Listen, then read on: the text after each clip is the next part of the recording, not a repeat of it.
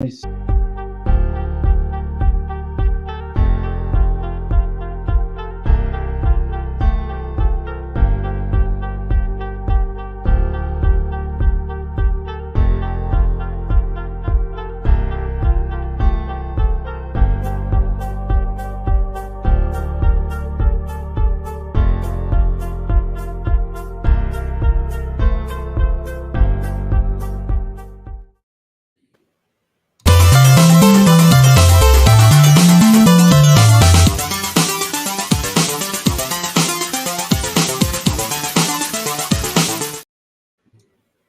you and how are you doing? Thomas Smoker, and this is my guest. What's up, guys? And Night Pro on YouTube. So I am here today for TBS discussing on Superman Sons of Kal-el discussing video. So hope you guys enjoy. Jheat Blaze, how's everyone doing today? Yep, good. Yep. And we're talking about Son of Kal, the Marvel Tom Table that came out in 2021. And then 2022. Because this book came out, I think it's 2022? I forget when it came out. Oh, yeah. We got a comment when we became first starting a fan. Just some Son of Kal, I'm interested in enjoying it. Where would you got to send? Okay. I can do that. For full disclosure, the Red Sun mini art was to wrap up the last 3 issues. Up to issue 6 was kind of like the pitfall, but we'll go into that over the course of the stream. Yeah, because this thing is so boring. And also, it retcons some stuff from John's past, which we'll get to that later. Yeah, I'm confused about that. Oh, continue. I'm confused with the whole John growing up thing. So the whole John becoming a growing up and like. Tevia, do you want to handle this one? It's your show. Yeah. Okay. We use in context. For you don't know who's been in Dog Lady, backstory. Back in 2015 or 2015, DC had a band called Convergence, which Convergence was a mess. And this thing, in my opinion, did have to connect to with the John hit pass. And we need to talk about it stuff because this thing is important. Yeah. Okay. Convergence, Superboy, what the hell? Which character? Yeah, here it is. This thing was set up in 2015 for at the end of 52. And spoiler, this thing was just bad. And what's up, JK? Oh, JK. What's up, Jay? Yep, hi. Yeah. Convergence and Yachty was this big event that went in 2015, and it was bad. However, the one that came out of manager, I know was John. John came out of Convergence, and he was a great character. And he had to have fun with Super Sons, which I don't even want to remember everything all the time. I love his character. Then Bendis happened. And guess what Bendis did? He fucked everything up! Holy shit! He destroyed everything of a crap! Tevia, I'll take over, because every time you talk about this, you end up in a 10-minute rant and no one can understand what you're saying. I understand. You take over. So, in context, you have the original origin for Convergence, which is like post-Flashpoint, where the New 52 and the DC Rebirth. Well, this story, Convergence, it was basically closure as the New 52 was wrapping up. So you have pre-Flashpoint Clark and Lois, who Clark was technically depowered at the time because he was in another dimension. While they're there, they do the deed in clean terms, because some people handle their brands differently. So I'll be as clean as possible here. And John gets pregnant. I mean, John is born. Lois gets pregnant. And John now going into Infinite Frontier and the merging of the timelines, it was altered to where Lois gave birth to John in the Fortress of Solitude during an invasion, but that's a separate story. But we'll get to this later. Excuse me. But to make it a long story short, there are anomalies they're carryover. They cross over to the New 52. They get new identities. They live their lives until all of a sudden New 52 Superman dies and pre-Flashpoint takes over. Then there's some friction. Then there's some tension. And then you get Reborn with Reckon everything and the one who do the great. Yep, and then you get the Super Sons, which is a team up of John Kent and Damian Wayne on a series of pre-adolescent misadventures. I can see right there. Now it wasn't doing Trinity numbers by any stretch of the imagination, but it was relatable, it was organic, and it did create an occult following. Mm-hmm. And then we had 5G. Now 5G, Najay, have you heard of All New, All Different from Marvel? Oh, you mean the Marvel book of which we just happened with the the brand, like, look at Marvel version of the current books from back then. Like, just look at like the rebirth of the you know all Well, the no. All New Close. Idea Marvel would not revamp. All New Idea Marvel was created at the end of Secret War 2015. That now. thing was created 2015 because DC didn't conversion Marvel and Secret Wars. Except All New Idea Different. Spoilers was not All New Idea Different. It was bullshit. The only thing that had All New Idea Different was Marvel Anime Universe. Well, it was mantle might swaps go in left that and case. right. Hold on. Who's lagging? Not me. Not me. Huh? I guess me. But to make it a long story short, it was mantle swaps left for the sake of mantle swaps. Retcons all over the place. The only real book I would say was a success was Thor, and that's because you had the Gore the God Butcher in that saga. Yep. That was Jason Aaron. That was arguably the only real success during that period. Miss Marvel was doing decent, but people quickly got annoyed because her creator was a bit of a narcissist. I didn't know My that. Spider-Man. Now it didn't get too bad. Now Miles, it was when they did Miles Morales What If when that fell through the cracks. And No. This is before What If. My Spider-Man, here's the thing. When Banks wrote him in the main universe, it didn't work. It was a clusterfuck. Holy shit, it was bad. And this was bended after after Ultimate, which failed. And then Civil War 2 happened. Screw everything up. Okay, Civil War 2, I believe, was synergy that the movie was coming out. There's no reason to make a Civil War sequel. Yeah, it was a cash grab. I didn't know there was a Civil War sequel in the comics. We have a movie called Civil War. Yeah, here it is. This train wreck. Oh, that is. Wait, if Mike Myers coding Falcons. No, that's Hydra Cash Shield. Okay, to spare any further confusion, there's an emerging Inhuman whose powers manifest to predict potential futures.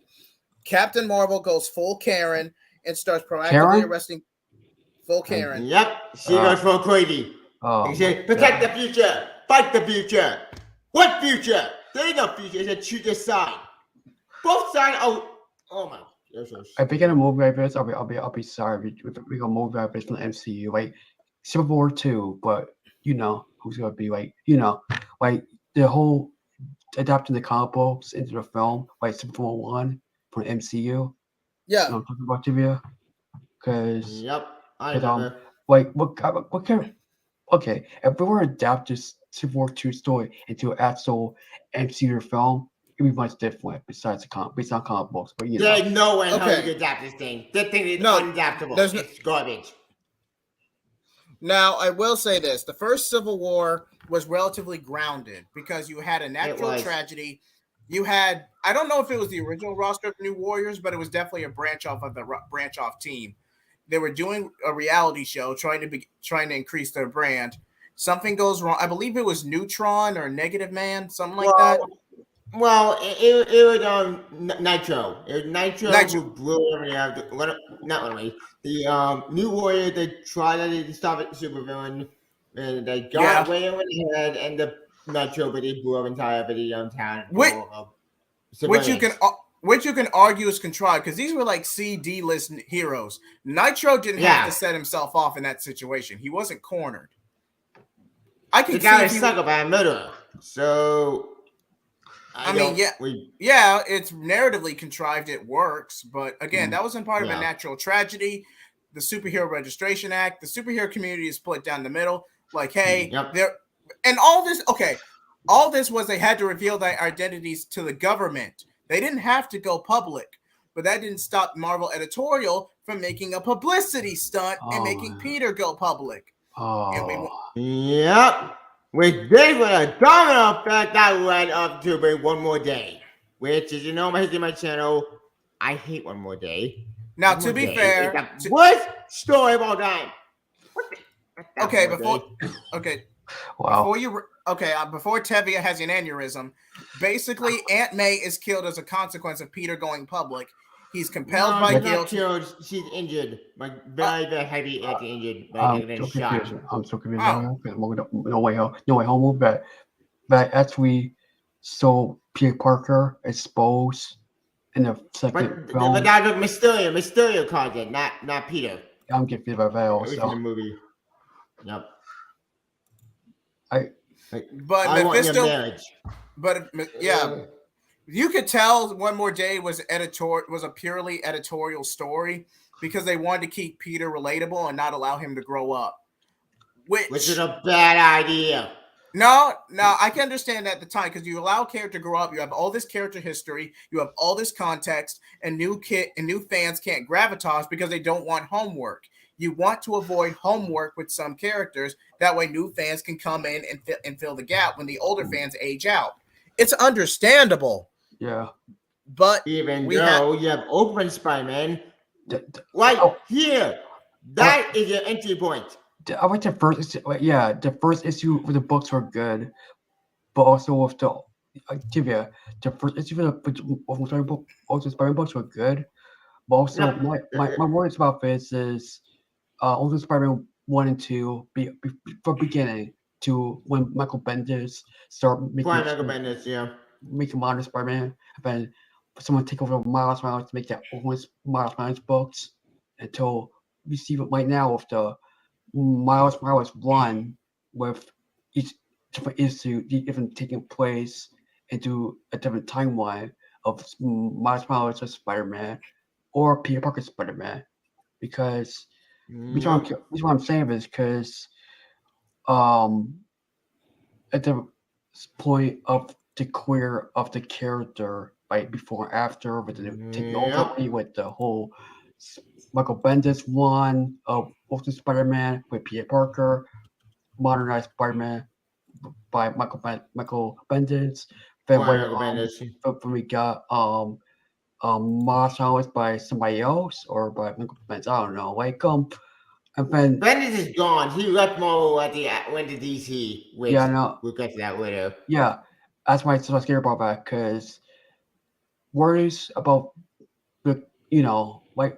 Miles Morales is still a great character, but his stories are different. His story. Yeah, his story is different.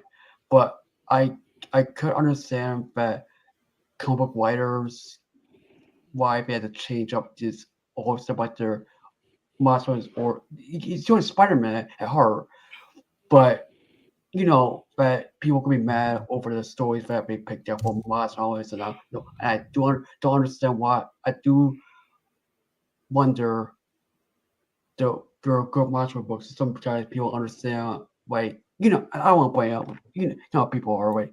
Well, I'm gonna say that. I don't want to what not bring those people in? What not do culture one nonsense? Because I don't want to talk about that shit. Yeah. That thing is non-point. But here's the thing. But like I said before, when Bendis wrote an Ultimate, it's amazing. But as the main universe, it failed miserably. And now, okay, like the New 52, Ultimates did what it was supposed to do in terms of bringing it. Good. Yeah, it was great. It was a great book. So we had a book a lot. It just burned. They just ran out of ideas. It's kind of similar to the Decamu in a way, to where it got to a certain point, and we're just going to say, then we got diminishing returns, and then just end it, burn it all down, which leads us Ultimatum. Thank you, Tevia. What was that about? Okay. Ultimatum is one of the worst events of all time, Marvel, because this thing was a kill fest. It killed everyone. I would argue Age of Apocalypse is more of a I would argue Age of Apocalypse is more of a gore fest, but Ultimatum's not too far off. Age of Apocalypse is a very olden timeline, and that thing could be reversed just like that. This can be reversed. This was a slaughter fest. Like, guess who died? Guess. Who? Just guess. Who? Doctor Strange. Yeah. His headphone off. Bullshit. Spider-Man nearly died. Daredevil died. Hulk survived. Captain America, I think he survived. Owen 4 is that was Valkyrie died, but then Well, she came back to life. Wasp died. Hold on, let Najee let him get a word. Let him get a word in. Okay, Natty. What about Wolverine or S24? Any of his characters like X-Men, Fantastic Four, you know to be just characters like Captain Marvel, other characters that who was in the book. Did they survive from the book? Any chance or any point they had to save themselves? Like like Daredevil or any other character in their background history. We know that sometimes You might want to go to an article or website and look up the ultimatum kill count. I might do that right now. That's way because I'm found it. okay. So let's see. Engine premise. Character will move with hair time with permanent in either ways. Oh God! I forgot this happened. This was Bob eating wasp. I'm not joking. That's him. Yep. Oh, that's how we got away with that, but I understand that. This was disgusting. Yeah. This is bad. And oh yeah, this Wolverine. That's how he dies. How he dies? If always indestructible for new powers. Well, because Magneto blasted magnetism and kills him. It's so stupid. Like this happened. Oh yeah, Professor X, he dies too. Like Angel died, Beast died, Blob died, Camo dies. Second shot in the head. Which what? I forget. The Punisher. Doctor Strange. That's how he dies. Oh my God! What was the Punisher? What was the Punisher? What was Frank Castle? How he died? Frank Castle. Punisher did not die. He survived. Oh, I'm surprised. Spider-Man nearly dies. Which thank God he survived. Okay, on the off chance there are children watching, let's keep the gore to a minimum, gentlemen. Yeah, I know. Yeah, these are getting way too gore fast. Probably good that you two want. And that's how Magneto dies. Second killed him. Oh my. No. I'm surprised by they got away with this stuff back then. This was the late 2000s, early 2010s. Because again, the Comics Code Authority was officially disbanded in 2011. Yeah. When they constantly had to regulate and make new stories. Oh yeah, I got Ultimate Hank Pym. That's how he dies. He gets blown up by multiple men. Oh.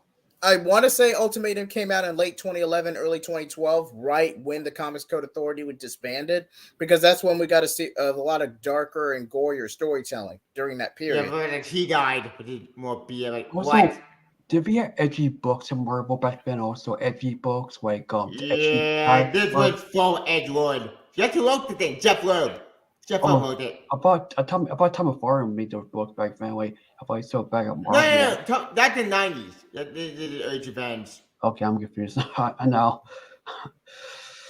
Yeah, I know that John Kent discussion, but frankly, we need to bring this up because this is all kind of madness. But Jesus Christ, they were slaughterfest. Like, not fun. Oh yeah, that's from Devil Back for the horrible. I hate the story. Wait, I think that's current. Well, that is current, but talking to live, he's not dead anymore. Devil Back, that guy left out of existence. Thank God for it. When did it came out? When that book came out, family? This came out after Ultimate. Well, not after Ultimate Marvel. What the? I can't. We can't. By ads. Okay, never mind. Yeah. But but that was set up for Inhuman X-Men. Stupid. Hey, wait a minute. Remember that period of Marvel when the Inhuman became out, Inhumans in the book team more Fantastic Four. Yep. Can you talk about that? How the Fantastic Four books back then? I don't want to talk about it. We've been all day. Series on Angel.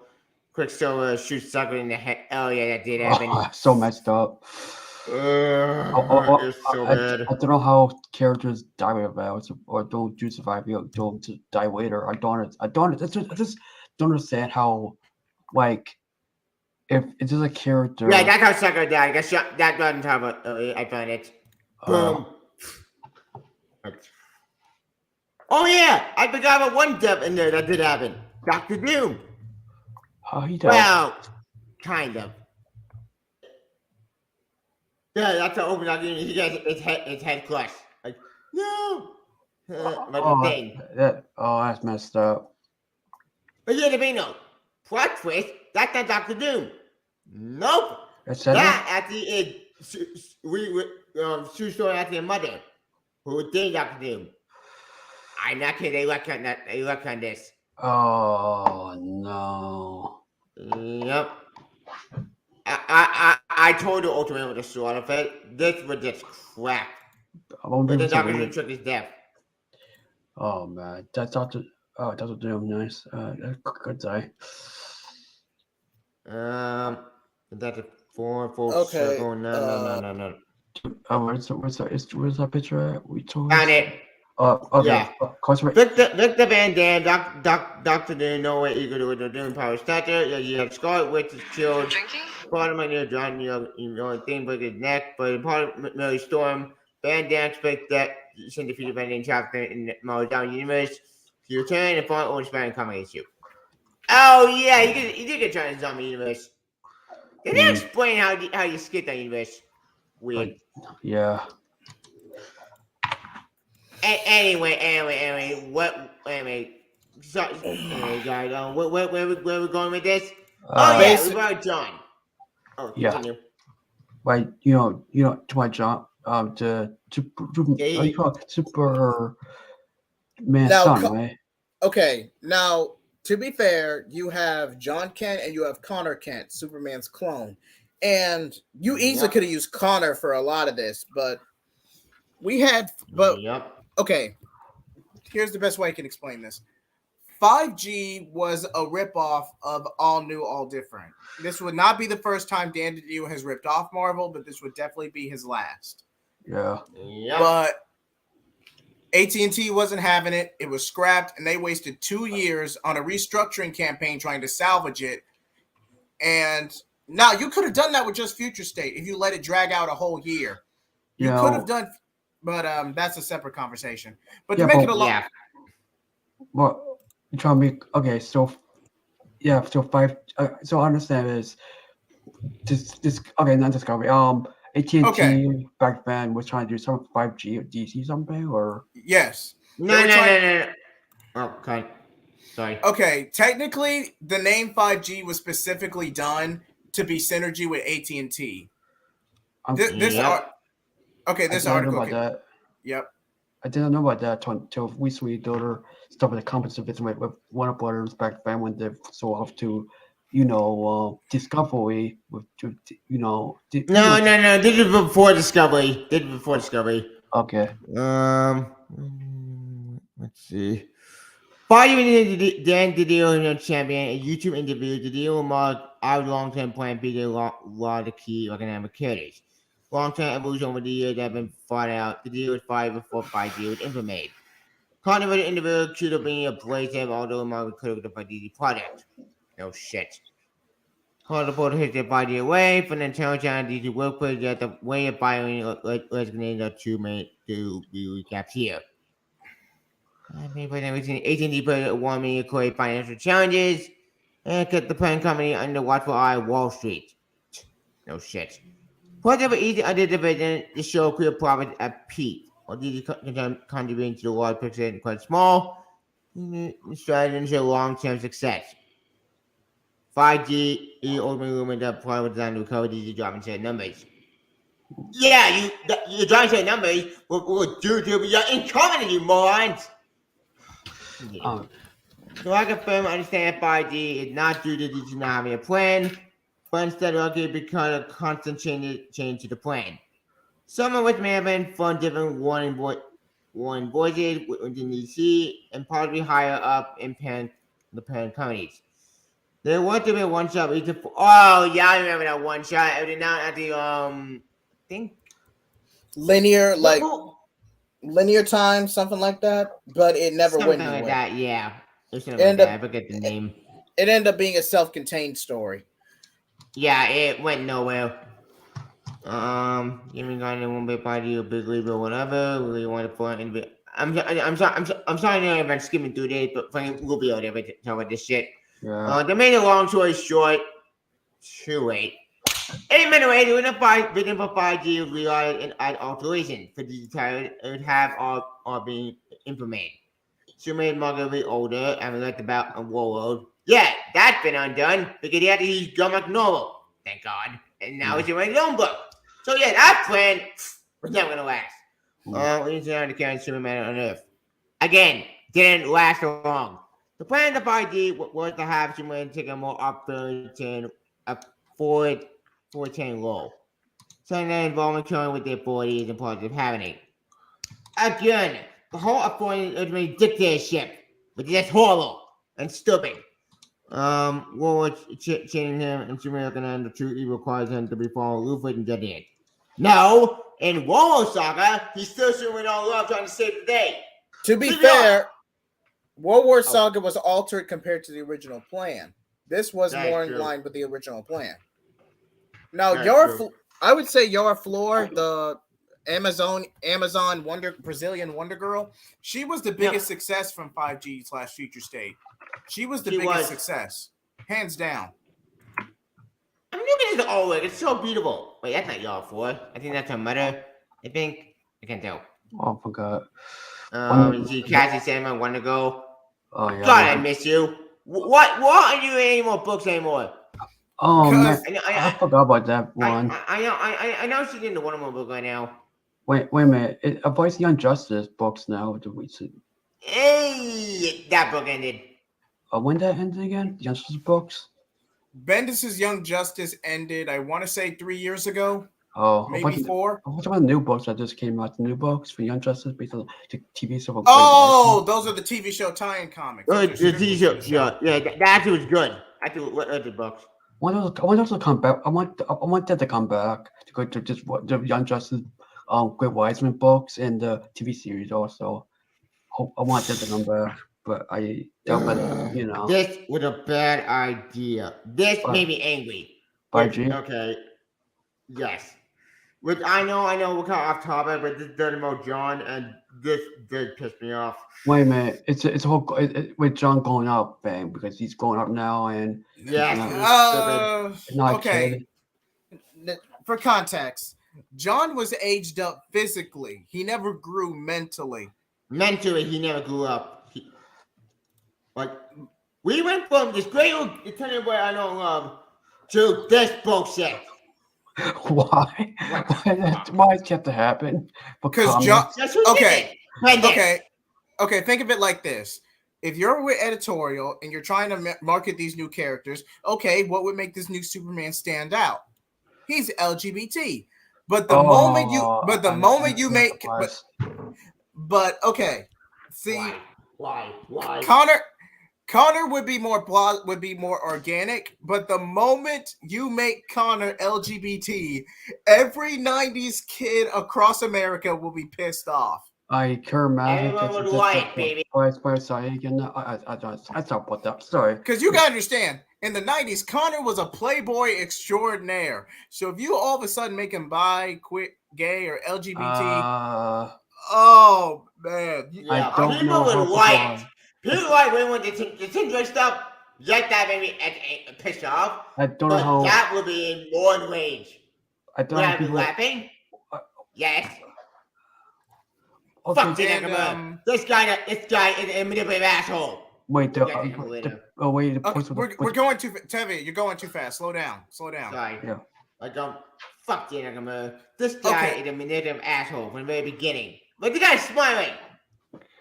Now, come on. John is aged up. He's in an awkward situation. He doesn't know any better. He can't tell it's a manipulative relationship from a healthy one. I'm confused by that. Is that a girl or a boy in that picture? That's a boy. I'm shocked now. Like I said, like I said before, this guy is gonna be a manipulative jerk who manipulated John, twisted his viewpoint, but the guy's smiling. The guy's a villain. Look at that bit. The guy, a villain smiling. I mean, exploding. Okay, but editorial will never let Jay be a villain. Editorial's not going to let that happen. Now, the only way that they would just get backlash from doing it. Oh, the LGBT character is the villain. Oh my god! I'll be laughing. That'll be funny. I've been watching videos talking about this on YouTube. We watch video. I want to help people ranting about this now since John's grown up and LGBTQ side and all that stuff. Now, full disclosure, there's nothing wrong with that. There's a specific audience for it, and you're welcome to pursue it. Yeah. You can't fit everything in one niche. You can't fit all your eggs in a basket. It just doesn't. Now, go indie. Do your own thing. That way you don't have to take these corporate handouts from the big two. I recommend you go indie. Now, do your own shit. Do your own stuff, and indie's are far better than do your we're gonna care that we don't love and twist it and corrupt them to your own. Oh my god. Indie is much.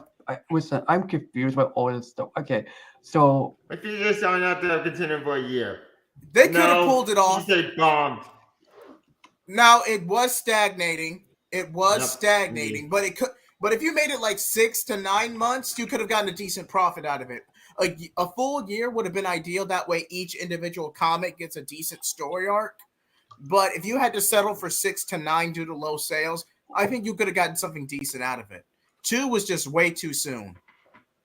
Speaking of 5G, that reminds me. I know we're way off topic, but this thing made me angry because let me get it straight. You're telling me that apparently the reason Damon Wayne, my parent go against the Luke Fox. Team up was Rachel Gold, and apparently got from reviving, and to make it worse, the event go Batman Ron and Ian for John Cann, Damon's former best friend, who then field left in the future with the Legion. Luke Fox, the new Batman against Damon Wayne, even though they destroy each other and would form a new bond. Luke Fox and John Cann, new Batman, Superman to take that in and reviving. Oh wow.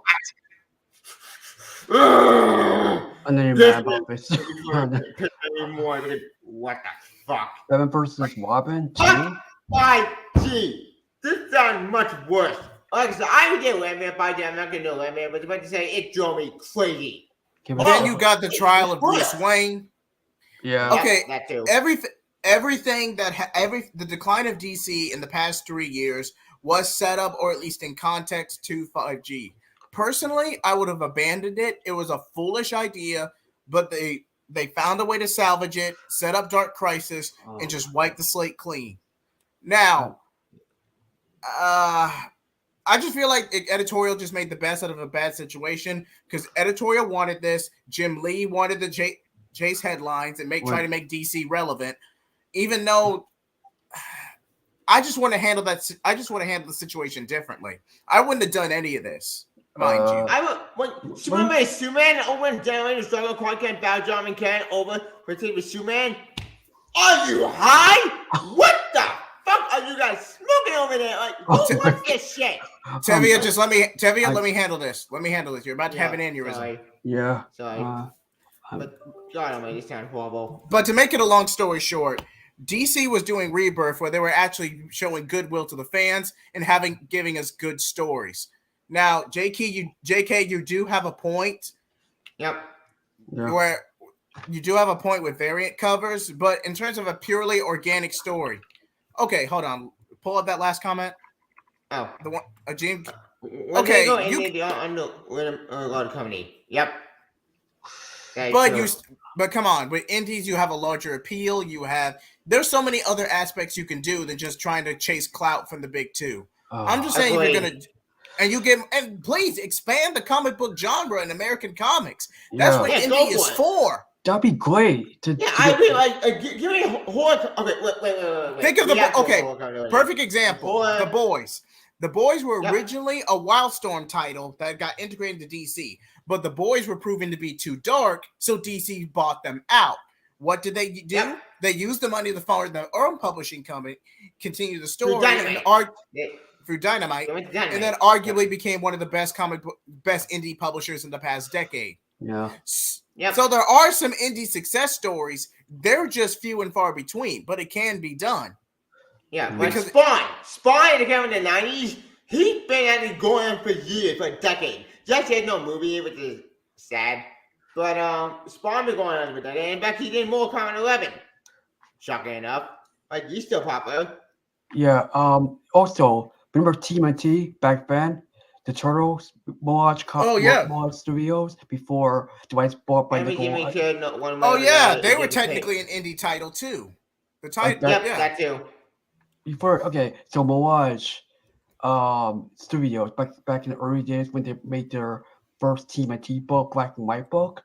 Yeah. I used to have that book a lot. I used to read that book all the time. It's a part one issue of how the turtle were born, how they got the journey, becoming ninjas, how they find out how after the Foot Clan, what MIOC and Now, all that stuff. when we started getting TV shows and merchandise, they toned down TMNT hard. If you I go know. back and read those original comics, it was gory and dark as hell. I still Those- I still want to get into the books now because what happened to the older books back then up to right now. So Nickelodeon and Paramount has the rights for the full TMNT Okay, brand now. JK.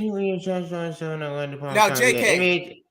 Mm-hmm. Okay, JK, just for you, I will commit a full retrospective video on not just 5G, but the existence of shelf titles. Now, Yep. are you guys aware of what a shelf title is? Tell us. Yep. Tell us. Yeah, you told me about that at the end of your stream. A shelf title is defined as something that's basically the comics equivalent of a publicity stunt, like Peter going public in Civil War, or basically that's something that's made to chase headlines or get some kind of reaction by the fan base. Sometimes it's to hype things up, other times it's just a one and done. And a publicity stunt. For example, Tim Garvin. With what publicity stunt? That's just a bad comic. Even after Dark Crisis Young Justice, Tim Drake. No. It's not that. I'm talking about Tim Drake pretending to be bisexual. Now that you could argue was a publicity stunt, but that was more to sell urban legends as an anthology than anything, which already had momentum because it was Batman related. But again, that's more of a publicity stunt than a full-blown shelf title. Another example of a shelf title would be the Adam Glass. No, that's a terrible example. That's more of a corporate afterthought. No, that book is horrible. That's a bad example. Another example I can think of is I Am Batman. I Am Batman by Ridley. Yeah, I'm Batman. This is from Future State. This is some Future State folks who Jay Fox. Jay Fox about to ask people. He's a boring cat and no one gave damn I think John Lee Douglas Kettle out. I will say this. Jace does work in the context of Future State because you have the magistrate, you have the neo-punk aesthetic. He's basically Terry McGinnis of the present day. In the context of Future State, Jace can work in a neo-Gotham or cyberpunk setting. Future State Jace can work, but in main continuity, Jace is redundant because Bruce is still Jace is actively in the picture. He's so boring. He's not anything character. I don't give a damn about this guy. I never gave a damn about his origin. Wait, is that a new character or recent character from Lucas Fox? He's an old character for a very long time ago that got picked up by John Woody back in the 70s. But that was a glorified cameo, and he had like 2 lines in that story before he was killed off. Oh, I think so. Yeah. Wait, I have a question. Who made all that character from Marvel that look like Spawn whip-off character? Night? You mean Sideways? No. Nightbringer? No. Nightcrawler? No. There was a Marvel character, but it was okay. You guys didn't know Marvel made their own Spawn whip-off character back in the 90s to keep up with Spawn, but there was this. Yeah, I'm with JCEE in Future State. I agree with that. No, I'm talking about, okay. It was called. So it was supposed to make a movie about this. Night Flasher, I think. No. Not the you can screen share if you want. Okay, I got the image right here. Night Watch movie. I'll give you the image right now.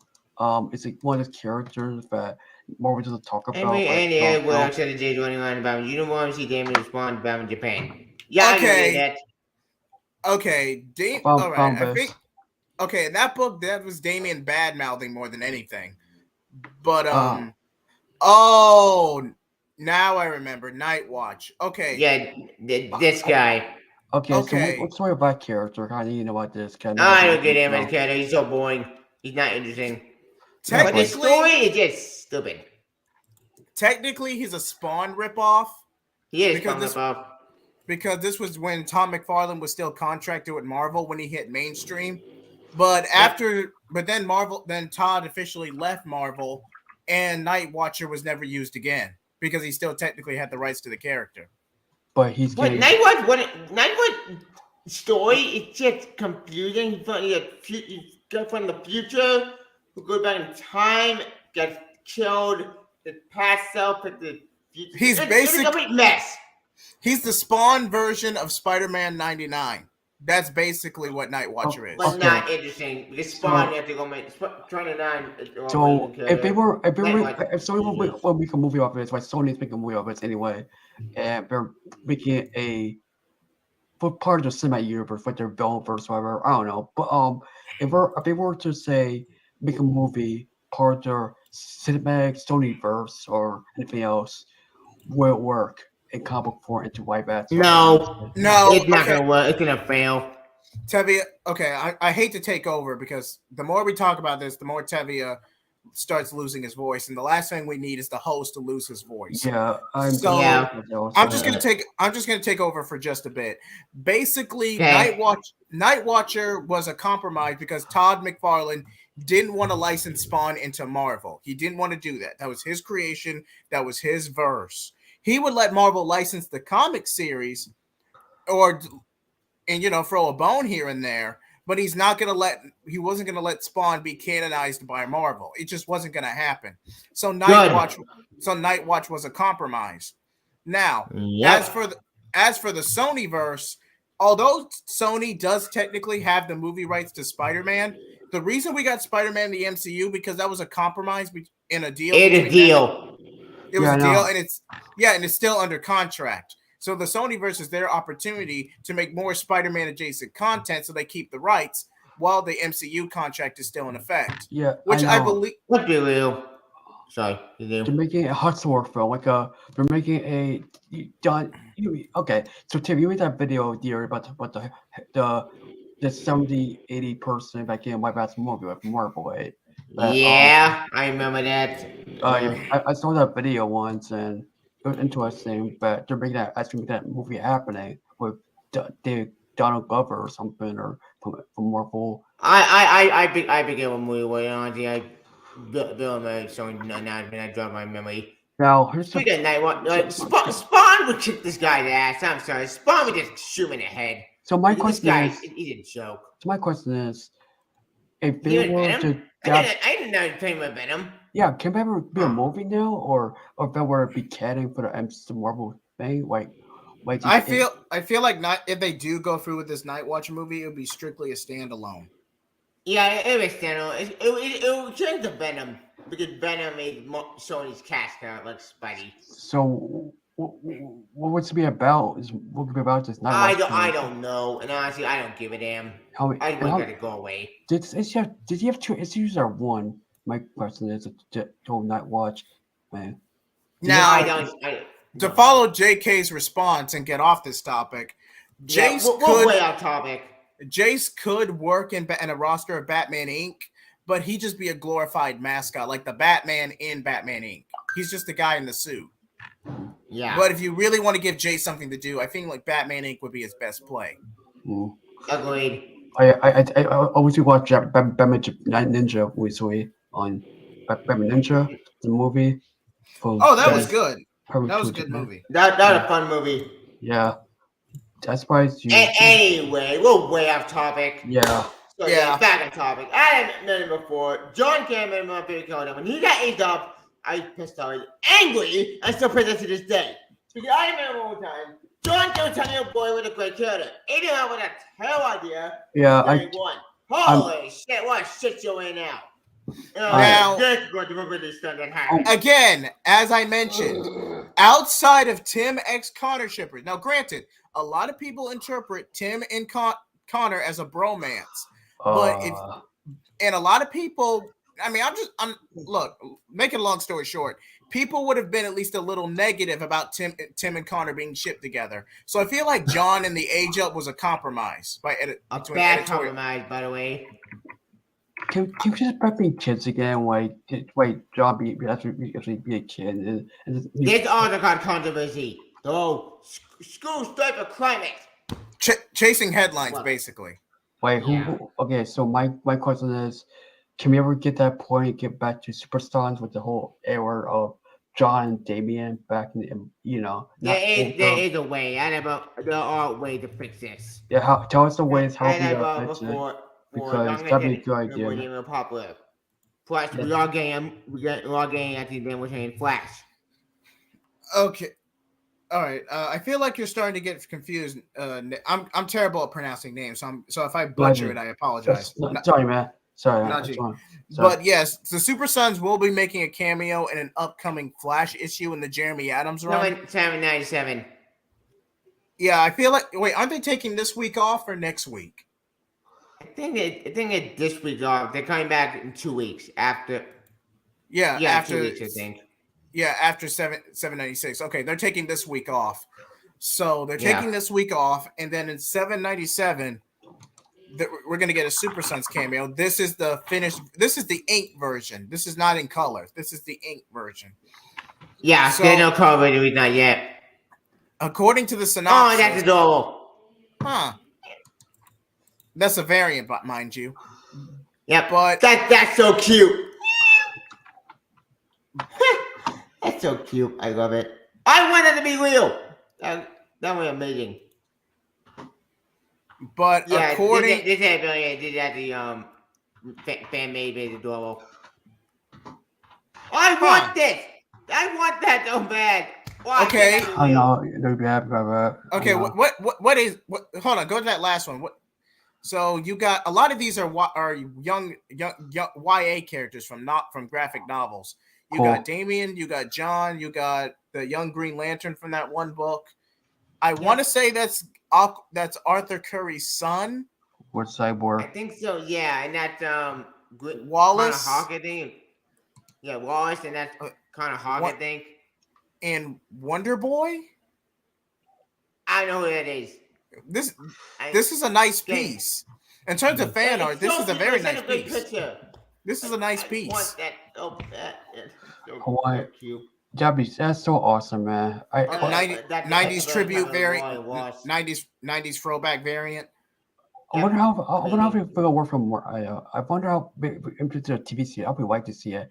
Oh, you know what I would like to see, TV?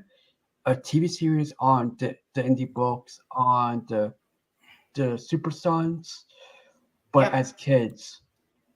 Imagine. We actually got an animated movie on that just last year. I know, Yeah, but I saw the anime movie at NYCG. It Which was so worth it.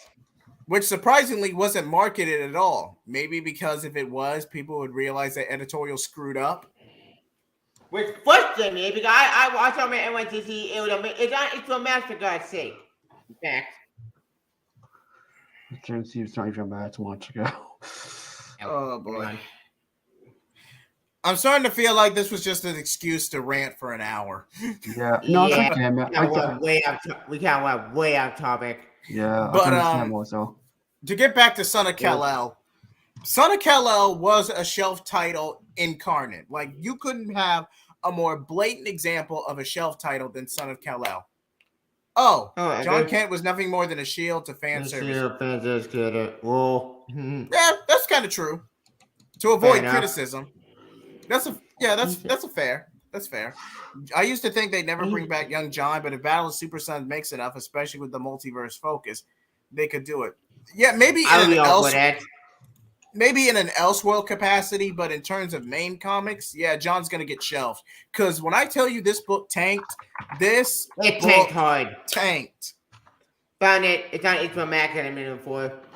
Okay, no, where is that? Oh, do I have to all? Yeah. Hold on. I'm gonna look something up right quick. You knew about the Clone Saga book from the Spider-Gwen book? This Clone Saga That just happened. I don't want to tell Gwen might be a failure. I know, but what if Spider-Man dies and Gwen Stacy becomes Spider-Gwen? You know that book that's coming out? You're referring to what if at the Spider-Man died, that dog announcement. I give it about that, but frankly, I don't care. It's a very bad idea. I Okay, know. scrap that.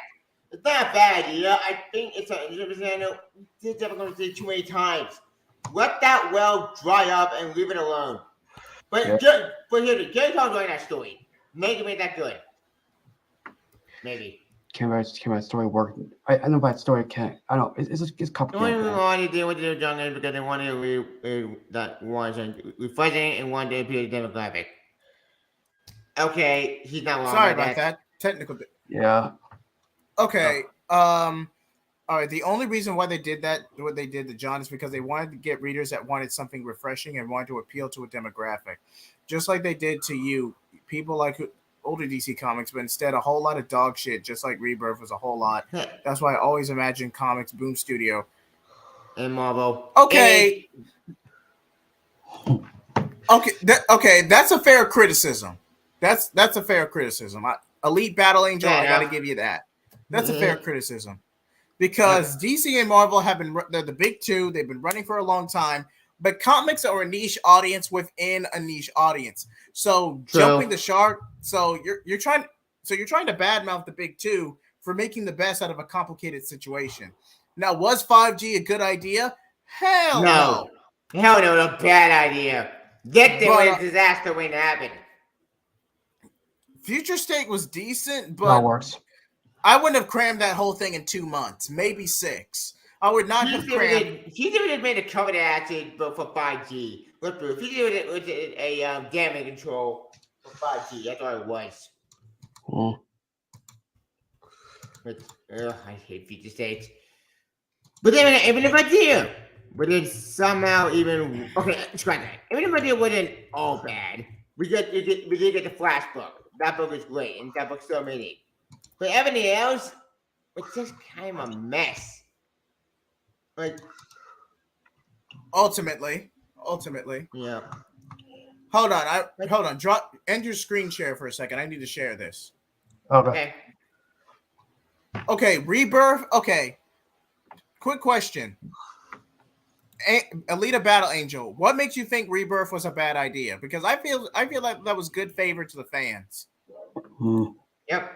That was good favor to the fans more than anything. This has potential. This has potential. Now, again, Chris Kent is Lorzod's son, and we get that whole aspect.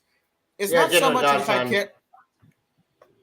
I just feel like what Tevi is trying to express is characters sometimes get screwed over from editorial gone bad, and their IP suffers as a result. I feel like that's the main point. That's true. Yep. I feel like that's the main point. I've seen that for years. Actually, trying to increase over there, New 52 and New 52 is a bump. Yep. If New 52 stagnated, okay. Having fans? Okay. You should meet my co-host Jared on Comics League. I feel like you two would get along. But I will admit there is some pushback with nostalgia. Nostalgia is a complicated and crazy thing. I will admit that. I'll be the first to admit that. However, the New 52 was severely flawed. It was flawed. And the only reason it wasn't an Elseworld is because they didn't want it to be confused. They didn't want it to be branded as an Ultimates ripoff. That's the only reason New 52 wasn't an Elseworld. That's it. It wasn't fully planned out. Nobody committed to the change. And there was constant miscommunication between editorial and creatives. It was a cohesive corporate mess that crashed and burned within the span of 5 years. Now, fan support didn't help the situation, but New 52 was going to get wiped regardless. And it was not going to last. It was going to fail at the either way. And this is all I'm going to say. It wasn't a plan beyond New 52 was the deal. Yep. DC Bendis might as well be New 52 Superman Inc. Oh, I agree 100%. Like, holy shit. Bendis had the New 52 incarnate. But what the life? Shocker. Okay, And New thanks 52 to him. Bendis was just bad characterization all across the board because he was writing for his own convenience. New 52 Superman was just a jackass. I mean, let's call it for what it is. So I feel like that's a separate situation. And JK, you made an excellent point. There wasn't a plan beyond the 52 per DiDio, but despite how bad 5G was, at least you can say DiDio had some plan. Was it a good plan? No. It was an experiment. It was a publicity stunt to boost sales, and probably would have lasted no more than a year. But AT&T wasn't having it, so they fired him. Yep. And you're telling me that Rebirth is a good plan, getting rid of people who supported them literally going to expand DC. Yeah, that's a good job. Good plan. Okay. Well, okay. Now DCYOU is separate from Rebirth. DCYOU is a failure. Now, I will admit some creators got screwed over, but they just weren't hitting the numbers like that. There were some good stories. A few creators carried over. Hold on, you don't go back on your word. That's exactly what they did, just to appeal to old timers. Okay. Oh, okay. Yeah, can't go to chat. See. Okay. Now, Alita, you do make some good points, but that's just the reality of the situation. They just weren't hitting the numbers. I can name 5 titles off the top of my head during DCYOU that were actually good. That was Robin Son of Batman by Patrick Gleason, the Earth 2 Saga by Tom Taylor, but Jim Gordon Batman from Robin War, Deathstroke with the Godslayer. No. He did Jim Gordon Batman, not Robin War. No. That I think misinterpreted. Jim Gordon Batman from Scott Snyder Batman. That was the Scott Snyder story. Troop was horrible. Deathstroke was... I think decent. Deathstroke was decent, but you got to admit, the Godslayer sword was freaking cool. True. Flash was just bad. Green Lantern... What the hell is doing Green Lantern? I forget. No, that's his Green Lantern. That's his Spectre attire. That's his. Oh yeah, Renegade. Yeah, that's his Spectre attire. That's completely different. Well, here's the thing about DCU. DCYU Green Lantern. He fought Parallax. Parallax Hal Jordan. I'm not joking. This did happen. Like that's something completely different. Yeah, not that one. New 52 was just okay. Oh yes, it was because the money was there on Rebirth. Actually, okay, the money went to Rebirth. Robin War was basically Court of Owls 3. That's basically what Robin War was. It was bad. Robin's War was Court of Owls 3 because you have Court of the Owls, you have Night of the Owls, and you have Parliament of the Owls. Robin War was basically Court of Owls 3. But oh yes, it was because now, okay, Alita. Even you had to admit the Rebirth was a commercial success. They just abandoned it to start death metal and tell these darker stories. It was because that's true. So Rebirth was a corporate success. Yep, you go with success, and it's doing good. But then the deal came and said, "No, fuck it. Like we're not going to do Hope. We're going to get rid of Hope and do Hill and Crisis.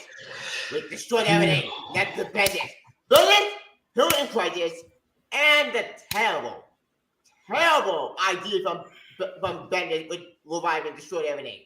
He destroyed Rebirth for his crap. Okay, Tevia, Event Leviathan was a self-contained story that just about everyone forgot about when it was finished. So, Naomi was a glorified self-title and a tribute character, not only to kick off her own series, but to tribute one of the DCAU architects, Phil McDuffie. So Naomi's more of a tribute character than anything. That's from familiar. For W familiar, that voice, that name, that sounds familiar. Phil McDuffie. Okay. Well, yeah. Now sales did decline towards the end of Rebirth because in Rebirth sales stagnated. Hence what.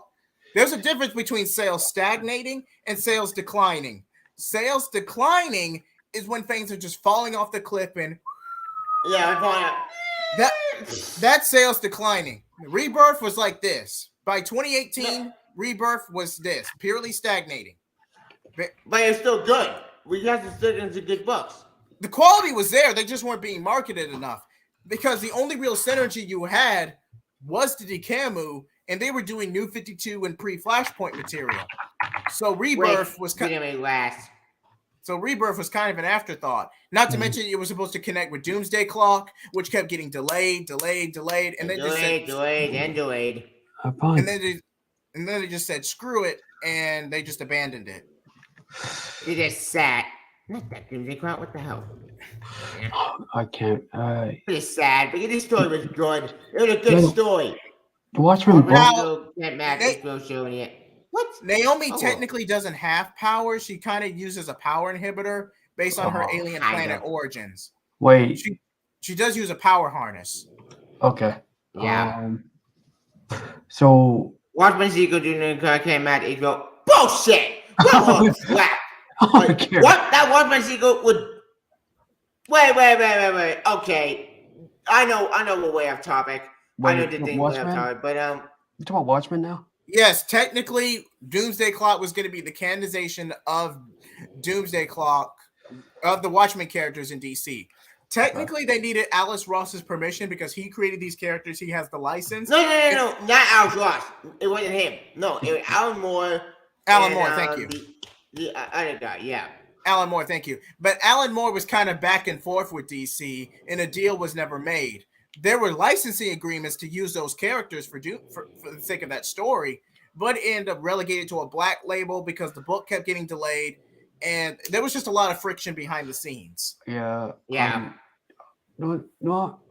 I'm just say about this is how does this carry to the new version of Watchmen? Okay. It doesn't do with New for the Watchmen. The Watchmen don't have anything together. Yeah, because I'm confused. The best way to explain it is that after the original story, as the world was ending, Dr. Manhattan ventures out into the multiverse, discovers Barry around the time he creates Flashpoint, and makes little changes here and there for the sake of his own personal experiment.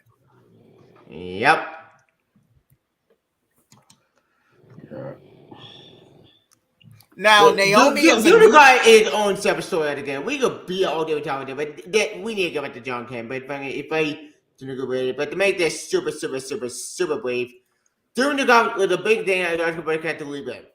The problem is Doom got delayed. Jordan was saying that this book got delayed. Fuck it.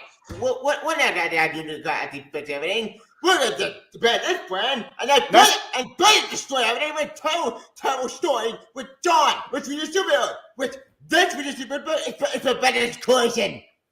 Again. Why did it like this? Why? Now you can't pin everything on Bendis. Granted, Bendis did a lot of damage, but you can't. And Telemann, I probably butchered that, but it's good to see you too. But you can't blame everything on Bendis. You have editorial and you have Tom Taylor. I blame the deal as well. Yeah, that too. Now Tom Taylor, he had a chance. He could have altered things. All he had to do was I'm not following that. I'm gonna let this be a temporary thing. The Legion has some future tech. Let John be a kid and just move on. Yep. I went all for that with the kid. Wait a minute. James went time Earth 5G is born. Holy shit! This thing is 5G. I didn't know it till now. Yeah, it was high. I know. No. I can understand why 5G is something. I'm going to find Bruce Wayne's lost daughter so she can save Bruce's son. What? I want that story. I won't read that. I want that story's animated. I won't read that. What the fuck? Wait. Helena Wayne? Wait. What's going on?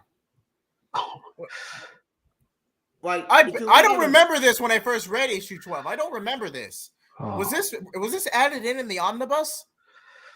This recent news? What? I'm not sure. Yeah, and July 10, 21st, Secret Crisis began following Superman the blow across the unit with for himself and Green Behemoth stronger than even Doomsday died protecting Superman from the invaders. I know what you're talking about. That's at Marvel DC. Okay. I want that crossover. That crossover meeting. I need it to happen. This was the very early stages of 5G. Very early stages of what they were setting up for 5G.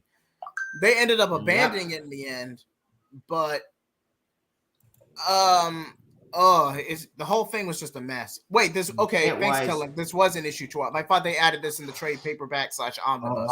Yeah, I'm looking for it. So. But Naomi as a reporter, she's too vain for that. Okay, hold on. I'm going to show you two pictures, and you tell me the differences between them. I'm going to show you two pictures. Okay. Bennett told me what an order making Dick John can not our John Simon. Yeah, he did. With its Rogozoy. Yeah. I hate Rogozoy. Yeah, I know, man. He didn't do it more. Yeah, you're right about that. Yeah. All right. Now, screen share. I can't see the screen. Hold on. I can see you, right? Yeah, you can see us. Can you see us? We can see you. I can't see the screen. Hang on. Add the stream. I'm doing it right now. Okay. Now, this is Naomi, the tribute character to honor Dwayne McDuffie, and how that series and TV show was arguably was one of the worst on CW. But that's why you watched the TV series I watched, which is you weren't missing much. You weren't missing much. Now, I'm going to show you a character of similar stigma at Marvel. Okay. Now, Louis Williams, Ironheart. Yeah, I remember that book. From appearances alone, what differences can you tell me between Naomi and Ironheart? Well, they're both young. Hairstyle. They're both young. That's it. And one tech, one magic. That's all I got. Are they? Wait. Well, are they both heirs, like new people, like superheroes? Well, they're just. No, Ironheart is an Iron Man. Naomi is own character together, kind of. But there is something they have in common. They're both equally arrogant until they're put in their place. Now, that is true. In Champions, when Thanos humbled Riri in Champions, it was not pretty. It was not pretty. It was not. I'm not going to say she deserved. I mean, you got to understand. Tony Stark is an asshole. He has narcissistic tendencies. But that comes with being a businessman and being condescending towards everyone around him and being an alcoholic. Riri is just an obnoxious child prodigy who looks down on everybody around her. None of that. Yep. Same with Naomi. She's also an egotistical asshole. It's almost like Bennett took that in Team Lantern and she's an egotistical asshole too. What? Every turn of Bennett's created or egotistical asshole. Wait. Scratch that. Bennett didn't create Team Lantern. How did we create Team Lantern? Team Lantern got hijacked by Bennett to destroy his character. Well, Teen Lantern, I think, because I don't really see the point in Teen Lantern. I honestly don't. But I feel like because they weren't, Far Sector was originally its own thing. Like, okay, maybe we can include a Green Lantern another Green Lantern character. Well, we can't use Far Sector because she's technically an adult and she's doing her own thing. All right, let's come up with a new character, or just give a random kid oh God, the Wonder Comics line was mediocre. But I will say its biggest sin was bringing back Patrick Gleason. Thanks, Tilly. I was right. Thank you. Thank you. I just don't see the point of Teen Lantern personally. I just don't. She did end up going to Oa and joining the Guardians, but I just didn't see the point. I didn't see the point. There was no point. Her story was so useless. This character was only appeared as a young art, which it's not a bad idea. The problem is, we didn't need another human Green Lantern. Where's the fight? Just bring the character when Avengers Super Son. Do that character with the Green Lantern. But you're talking about a YA graphic novel that didn't come out for another 3 years after that run ended. You do realize that? No, not that one. I'm afraid not to do this Green Lantern. I sure what I'm talking about. who's actually an alien, not a human. Oh, that's got some good information. That's the Green Lantern I'm talking about. Oh, from that one Super Sons comic, but wasn't he technically in another dimension? Yeah. Kind of. He actually had Super Saiyan after he escaped the prison, which, in my opinion, was great. This Green Lantern was such a good character. I want this Green Lantern. Hang on. I can't see. I want this Green Lantern. This Green Lantern is my fighting character. He's a cadet, and it makes sense. He's far better than Teen Lantern. Wait, Teen Lantern. Wait, hold on. Teen Lantern had a future state story? I'm blown. I guess she did. Oh yeah, she did have a future state story, but he had to do it with Mogo. Excuse me a moment.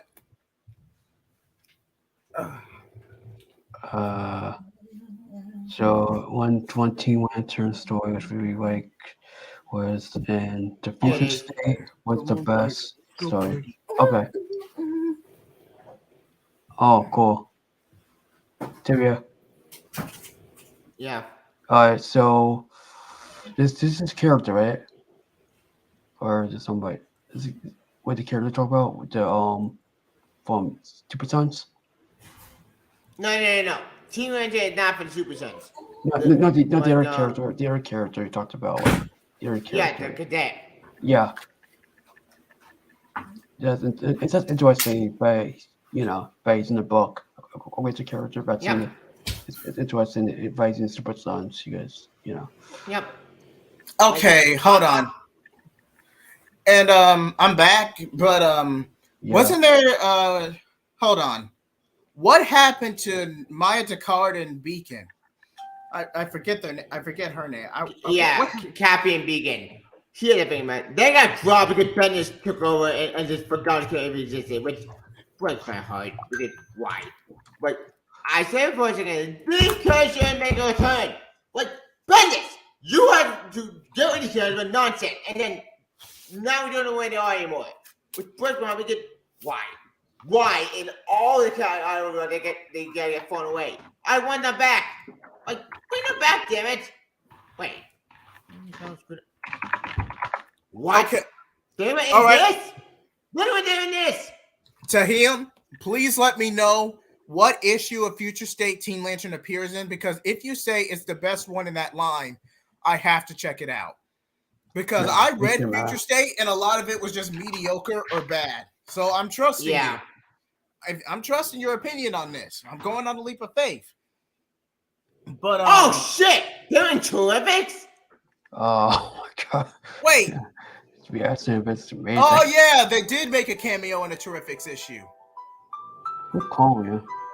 I didn't know about this. Yeah, Future State Green issue 2. That's the story that the team talking about.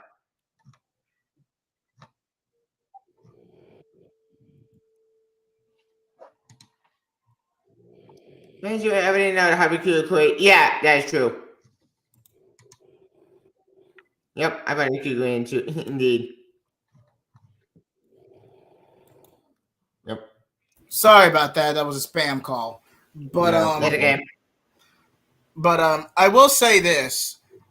Please let me know in the chat if this is true. But there was a rumor or interview where Williamson admitted if Robin 2021 hadn't got canceled for Dark Crisis, both Maya and Beacon were going to make a return in the Robin book. What? Wait, that's a thing that happened. That's happening? No, that would have happened. Oh. But okay, Dark Crisis was basically what Infinite Frontier was leading up to, the consolidation of the of Future State 5G, that resalvage and Infinite Frontier. And Infinite Frontier, thank you. But yeah, if Williamson hadn't gotten the assignment that is Dark Crisis, Beacon and Maya would have made their return. Now, whether he would have gotten Patrick Gleason to work with him and then spin off into a Young Justice or Teen Titans book, I don't know. But from my resources, Maya was supposed to return. Oh, it was Colin Wilkes and Maya. Okay, thanks, JK. Yeah, it was Colin Wilkes and Maya. Okay, but I made Maya the card and Cappy. I want to come back. I'm just gonna say this: Williamson wasn't ready to tackle a crisis storyline. That's a bad idea. Was a train wreck. Now, this was editorial making the best out of a bad situation, but Williamson had little to no help. It was too big of an assignment for him, and this was just going to be a dud regardless. Now, Will Pariah... Okay, not a story connected. Batman didn't connect. Superman didn't connect. Icon didn't connect. None of them connected. It felt like a last-minute act hope of... Wait. I feel something. Holy shit. Wait. You're telling me this thing was a Double Justice League in issue 74. I forget when Double Justice happened. 75. Yeah. Right. This is up in Double Justice League. But editorial didn't want to commit by canceling their books. Editorial didn't want to commit. They should have committed because this thing is with the fate image of a Superman. If you want to celebrate that big event, then commit to it, damn it! Commit to the actual story. Do the balls idea. Yes, it's the action comic all I care, but at least have the ball to pull that trigger. It really makes sense. Williamson just made the best out of a bad situation. And thanks, JK. Yeah. I will admit, okay, all right, here's the thing about Lazarus Planet. Lazarus Planet was originally just supposed to be a reconciliation story. It's really a Batman Robin continuing that story. Yeah, it got dragged out to an event, not only to promote Shazam 2 Fury of the Gods, but also to buy time for Chip Zdarsky and other creators to wrap up their runs for Dawn of DCU to kick off in September. Yep. So Lazarus Planet was purely editorially mandated. And some events are mandated. Like Ultimatum. Did you know that was a mandated event to kill the universe? That was a mandated event due to low sales. Yep. That thing was only made at the only bring you back to life. Spoiler it destroyed the universe. Shotgun. An event that killed entire universe left and right and make the universe obsolete. Where have I seen that before? Oh, right. I've seen that in a lot of events in Marvel DC. And they all went nowhere. This thing was a waste of time. The one thing that came out of that was the Lightning Planet Alpha and Omega. And that was Robin. That's it. Everything else, garbage. I saw Krypton, crap. But this thing was oh yeah, I forgot. This connected to John Kent bullshit. And for you, Damien and Flatline shippers, they actually do get together in our boyfriend and girlfriend status as of one of the tie-ins. I believe it was the Krypton one. I can't remember off the top of my head. I can't remember either. It wasn't Krypton. No. I think it was another story. But yeah, they are confirmed. Okay, it's that one. It's Kevin, you just missed it. Which one did? The one. Yep. Oh, this one. And Heroes 4 Next Evolution. In Next Evolution. Okay, so Damien and Flatline are considered an item as of that issue. Where it goes from here, I don't know. But I haven't going anywhere.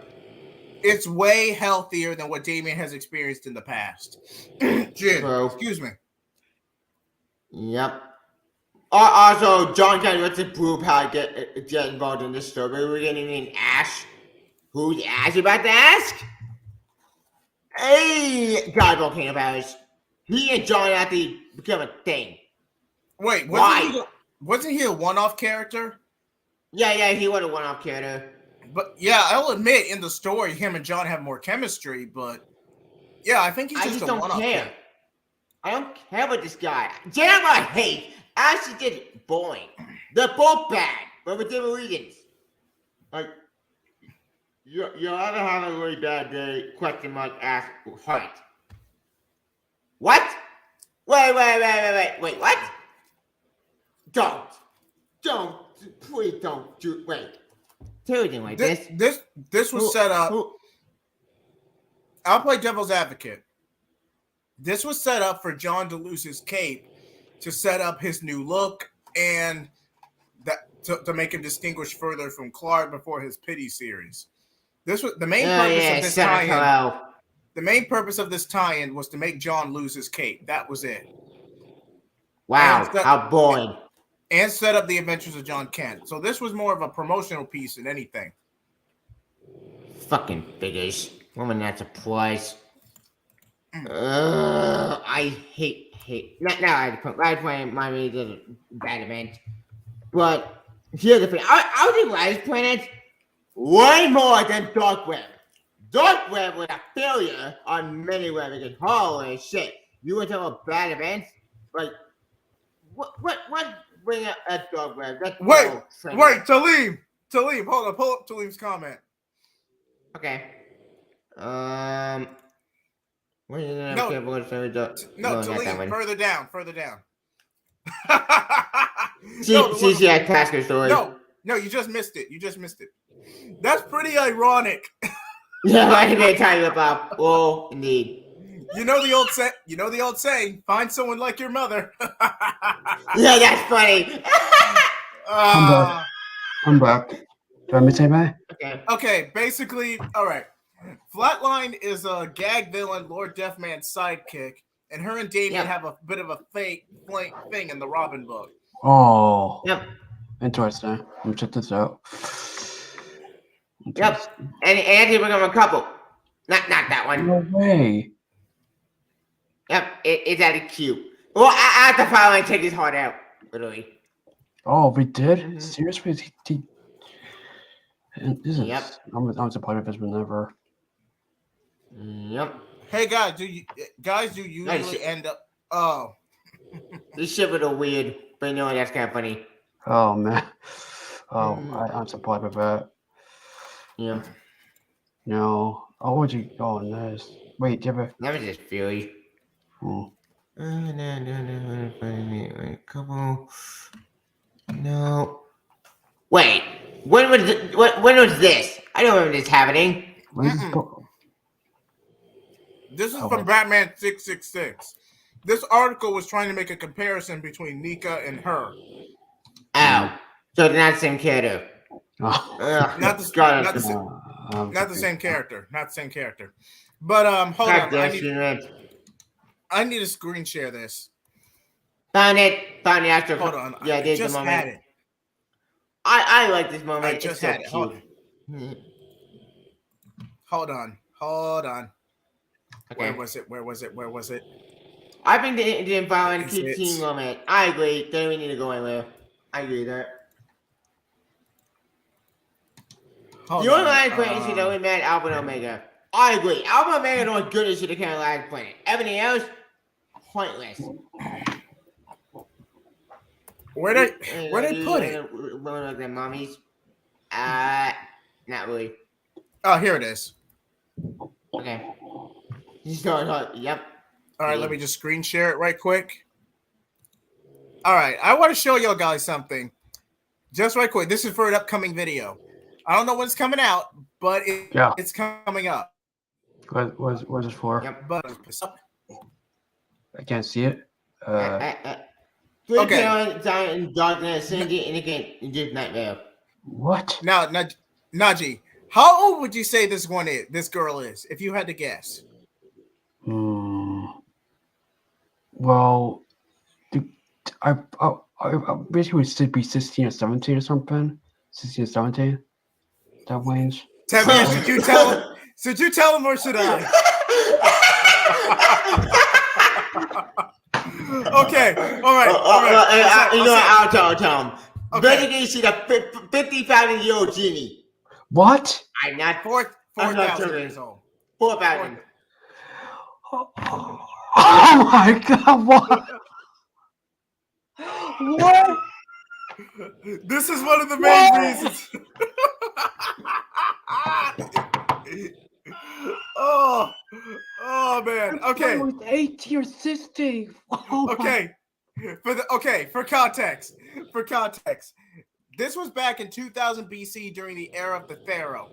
Genies were worshipped to a degree. Her brother turned evil, betrayed and bound her on a quest for the 10 Rings of Chaos, using Jin kind to upset the balance. Jin escapes one day. Damien finds her, recruits her to his team. Jin falls for him, and chemistry and shenanigans ensue. Now, this was in relation based off this. In the Dekamu, Damian and Raven are shipped together, and their actors do have good chemistry, which they wanted to replicate wanted to replicate in the comics. However, it doesn't work in main comics because Raven is a separate generation from Damian. It would never Raven work. Older than Damian. Arguably 30. But so how do you do this? You try to create a similar character. Jin is essentially a Raven in Starfire hybrid in her personality and origin. Now, Raven ripoff. That's all she is. Oh, on paper, this isn't too bad.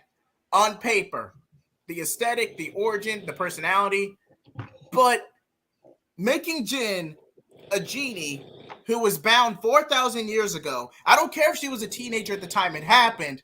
She is conscious, she has sensibilities, and she has a more mature mindset compared to the others. In conclusion, that would mean she acts in a very mature way and is over 4,000 years old. This does not work. This does not work. Not. Why? This is the... Oh my God. What? I actually feel the crush. No, okay. Now this was just Adam Glass milking as much melodrama as possible. Yeah, and Taline, that's a good point.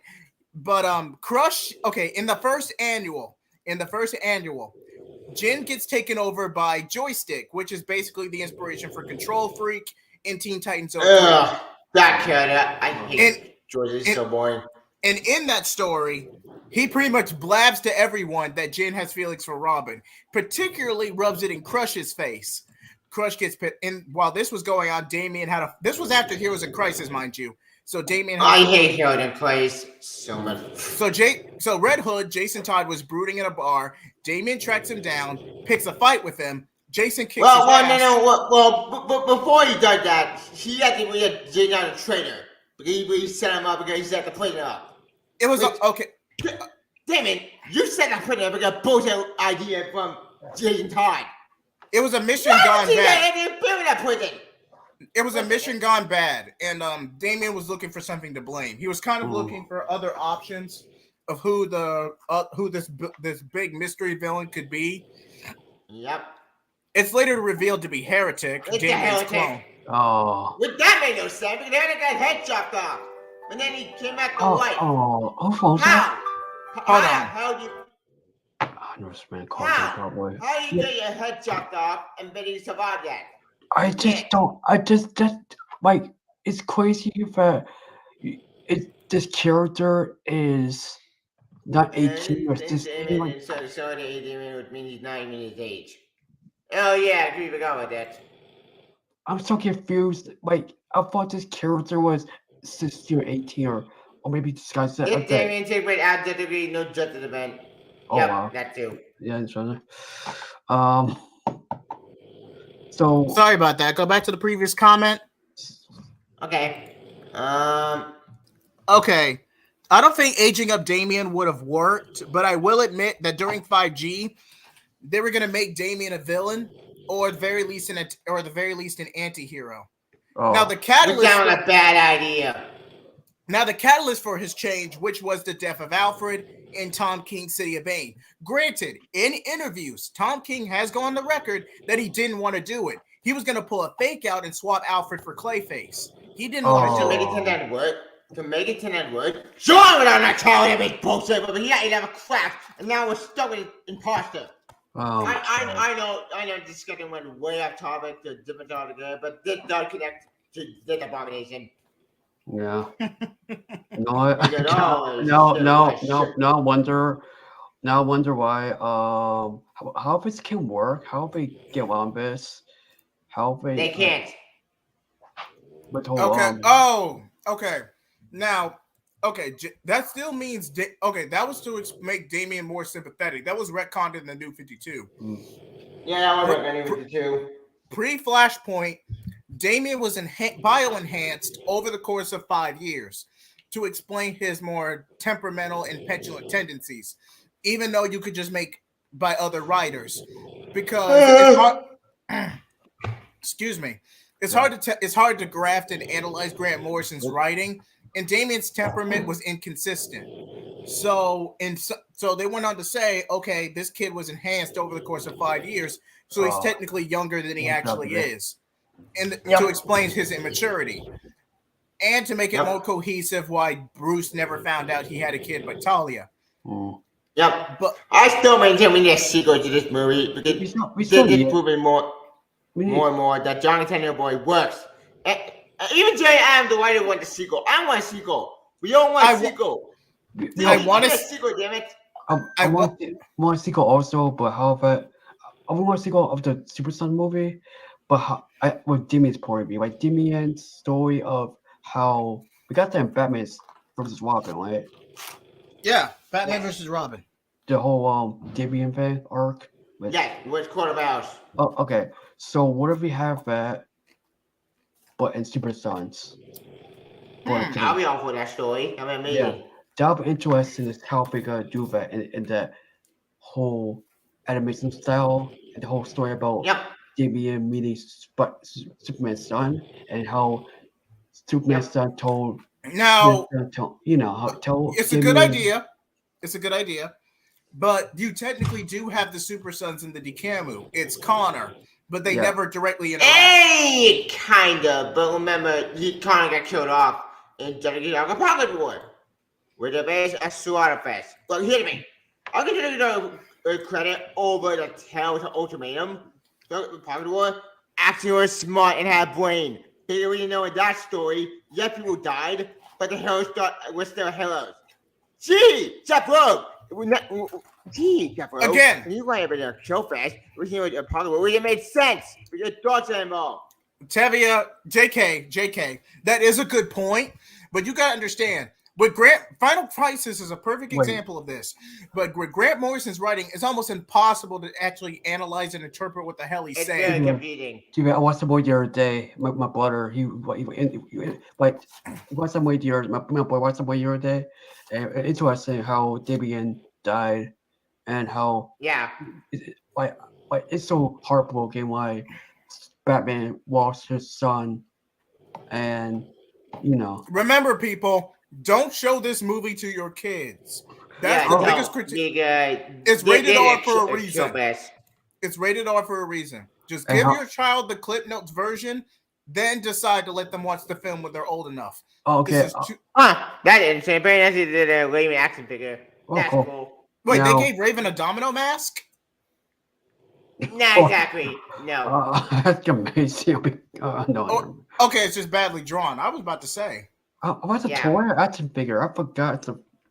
I think it's a toy. I'm not sure. I found it just now. I was a collectible toy. I forgot about that. Man, that was cool. Oh yeah, now. But yeah, that was the deeper theme, and how this is how children who are scarred and abused react. They focus more so on the objective side of things and don't really focus on being a child because they don't know how to be a child. Yeah. They're scarred at such a fundamental level, they don't really see the world away. Their innocence is gone, basically. And that was some of the highlights of the Morrison run. It was. Now, the Batman Reborn, Dick Grayson Batman, that was one of the best Batman books of that time since the 90s. Hold on, let me show you. I find Batman shut down a lot of which went now we win multiple wonders. I agree. Speaking of Son of Kal, I know we're way off topic. I know the thing went off the rails, but honestly, this does actually connect to Son of Kal without doing it to talk about a sec. This guy. I don't know what I'm going to tell her, but his superhero name, Gossamer. That name sucks. I don't give a damn about the name. It makes me head hurt.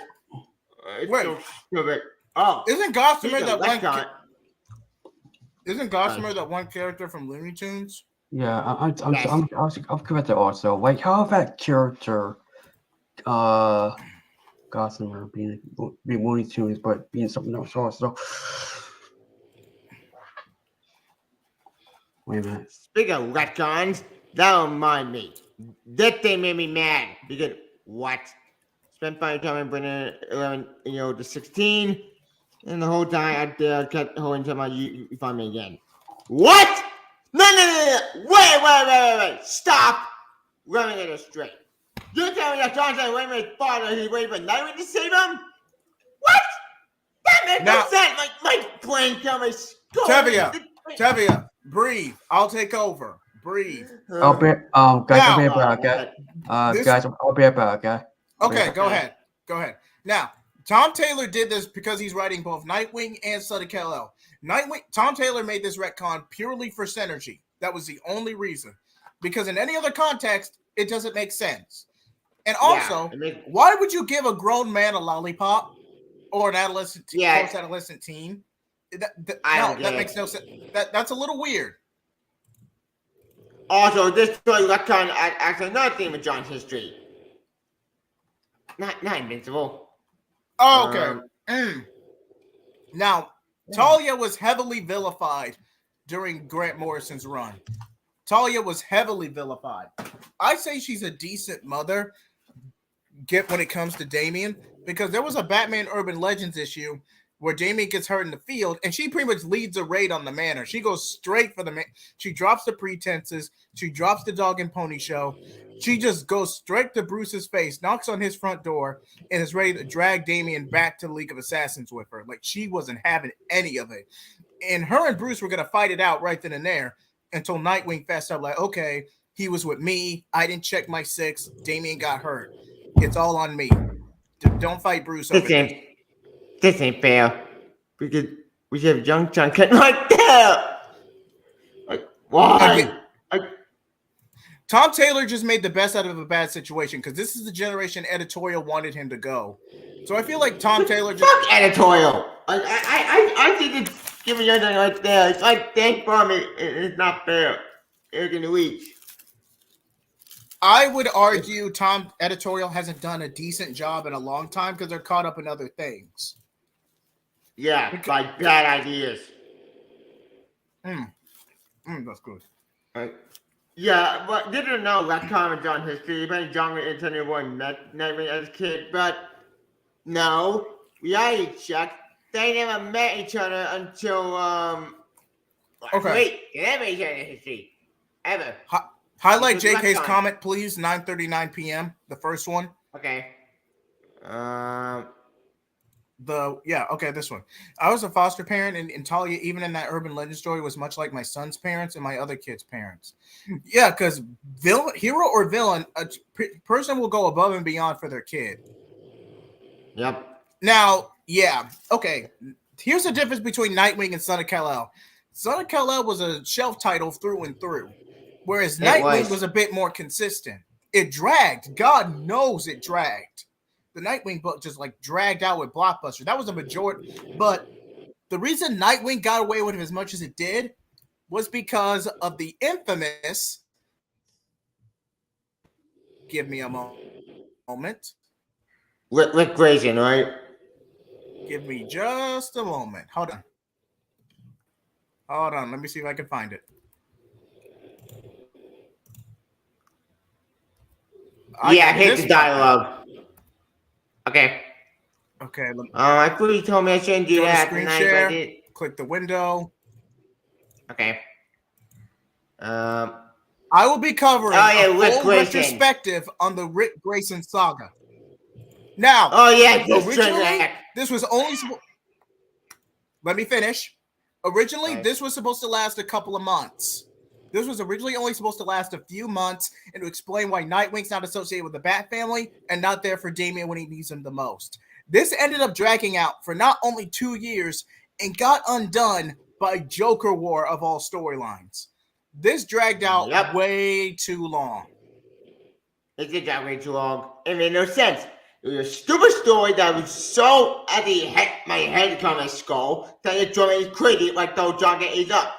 Both that and why was getting killed my head and cried bullshit. And look crazy. Well, 3 bad stories that crammed destroyed Rebirth. It's like the devil Rebirth from my eyes. Now I will admit, JK, this is for you. I will admit the Rick Grayson saga has its appeal. You do have other characters carrying the mantle, what Nightwing means to Bloodhaven. And yes, there is action consistent through it, whether it be Talon's machinations, Scarecrow's obsession with Robin, with Nightwing. Joker, Robin, Nightwing. Yes, it's more whereas Tom Taylor's run is either Nightwing being a personal mouthpiece or just being dragged out. I'll give you that. So boring. But nothing hard in Tom Taylor's Nightwing book. Also, the main villain, Heartless has been shown Nightwing Syndrome issue 1. Not issue 1. It's in issue 9. I forget when Heartless appeared. But you gotta understand. Never captured yet. There was no reason for Nightwing to be out of the picture other than to further warrant why Damian would turn evil and be disillusioned from Bruce. Because Dick is always there to catch him. Dick is always there to guide him back in the right direction. And yes, it did take Dan Jurgens. Yes, because in the beginning, it was all over the place. In the beginning, Scott was down low at the beginning of it. It was horrible. Holy shit, I'm bad. Then Dan Jurgens came in the back half of it and made it turn decent. But it too was never been done. Speaking of John Kern, this dialogue I made Doug confused me with Mary and John for interaction. Because I need to bring this up. This drives me crazy.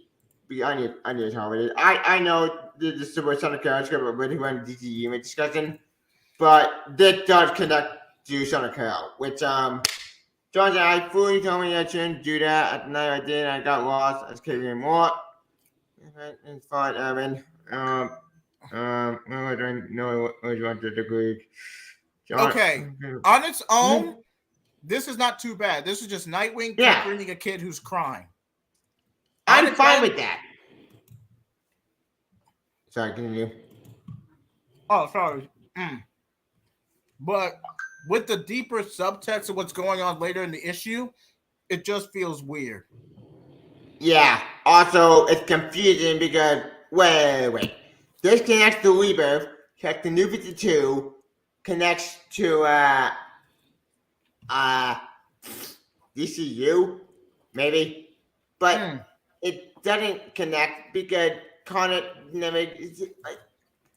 I'm so confused. God, just what kind of hurt my brain. This was actually a callback to that time period. The only inconsistency is the fact that that pre-Flashpoint Superman is in his New 52 costume. That's the only inconsistency. Because remember, I thought a Rebirth suit. Look at the belt. If you look at the belt, that's his New 52 suit. That's New 52. What? I didn't realize that the first time I read this thing. Holy shit. Yeah, that was an inconsistency. But because remember, the pre-Flash, John is the son of Superman pre-Flashpoint. Yeah. And they did kind of meld into the New 52, and it was only after Kal-El that New 52 Superman died did they become associated with everyone. So this flashback is supposed to take place around that time.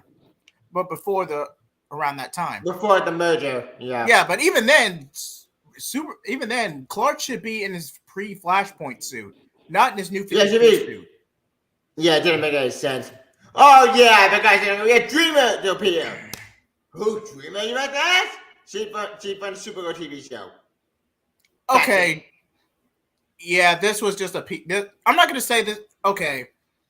This actually did the character of Dreamer some good. Because say what you will about Stargirl declining. The character of Dreamer. You mean Supergirl. Thank you. On Supergirl. Say what you will about the show. But Dreamer wasn't that bad of a character. It's just the fact that she has no. I liked. Yeah. She just has no real depth outside of LGBT and all that. She's a walking publicity stunt. So I just feel like the character just needs a bit more depth. Just a bit. And JK, to go back to your comment, yeah, Taylor, okay, because I'm not going to say Taylor outright avoids tension. He's just stuck doing whatever editorial tells him to do. Because we got Deceased. We got Injustice. Story and tension and conflict are there. And I'll admit, Deceased 3 is a little bare bone, but at least that tension and conflict is there. But John Kane, that story, oh, shit. Yeah. So John Kane, that story, I don't know who grew up naturally. The John we have now in the main, it's not John. I said the John, it's not John, I don't know, he's an imposter, a fake. Speak of injustice. This actually tied into another I have now with the whole Ultraman bullshit. Now this is recent, and this is just because spoiled. So it's not let All right. Avenger John can. All right. Hold on. Unshare your We need to screen. cover this. Hold on. Unshare your Yep. screen. Give the audience a chance to leave if they don't want to be spoiled. All right. You Yeah. got 10. All right. We'll give you a moment of silence. Just a good minute to leave if you don't want to be spoiled. Yep. I'm just eating. Don't mind me. Okay. To me, the power John can run like with Nightwing run, and also the holding from Fanservice moment, joining tendency to avoid it. Oh, yeah. But the seed is what I enjoy actually saying the moment. Yep, I agree 100%. Yep. Amen. That's a fair critique, but at least you can tell there's some action, intention, and conflict. You could, at the very least, you have that, which is what a story needs. It's more than just DC zombies. Yep, it acted smarter than DC Zombie because unlike more Zombie was a mess, DC Zombie had a brain. Yeah, like I said before, this, in my opinion, does get Seneca bullshit, and this does get the Ultraman BS with, again, this is at the point, so yeah. Okay. It's not late, Ben John to it now. But, yeah. First now, we got the whole Ultraman bullshit, which I hate. I hate this, because this makes me angry and pissed off, because why? It's like, Taylor, you gotta undo this horrible story right there! Retcon this whole thing out of existence. I don't get fuck editorial, fuck your tax, just do it. Like, you don't need, like, keep this imposter alive. Not fail. The damage is already done because you know as well as I do that Tom Taylor is active on Twitter. And the moment he does that, the moment he retcons this version of John Kent, Twitter will turn on him like a pack of wolves. I'll be laughing because fuck Twitter. Because it'll be actually good enough for me. Because it'll be like, fuck Twitter, fuck the man. And I'll be enjoying every minute of it. No, I'll tell you something. I don't want to tell you that to get death threats. That would be quite extreme, like after the ends.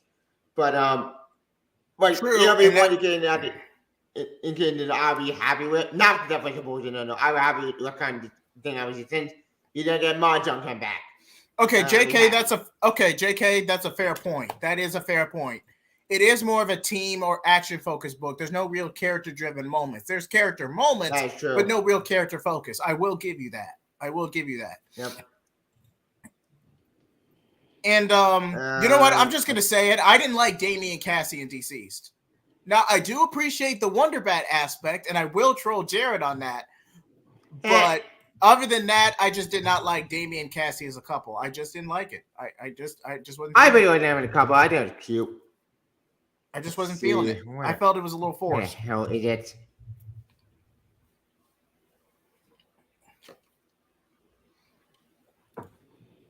Let's see. No. Ugh. Well, technically, these are the spoiler pages. Yeah, they are. Yeah, actually, they actually had a ton of dialogue and said, which is from Earth 2, from Valzad, with he says. Okay. Quote, all right. Because time is the same matter motivated, in most universes, John Kent are still too young. What? There's another young infected undead. Again, this is synergy and cheeky references. Tom Taylor can't go 3 pages without referencing his other work. He just can't. No, not just that. He said that John Kent's still too young. You're telling me that John Kent's 10-year-old boys in other universes, and you won't do the smart thing and give it that we know back to normal and do it that every now and then and still do that partner.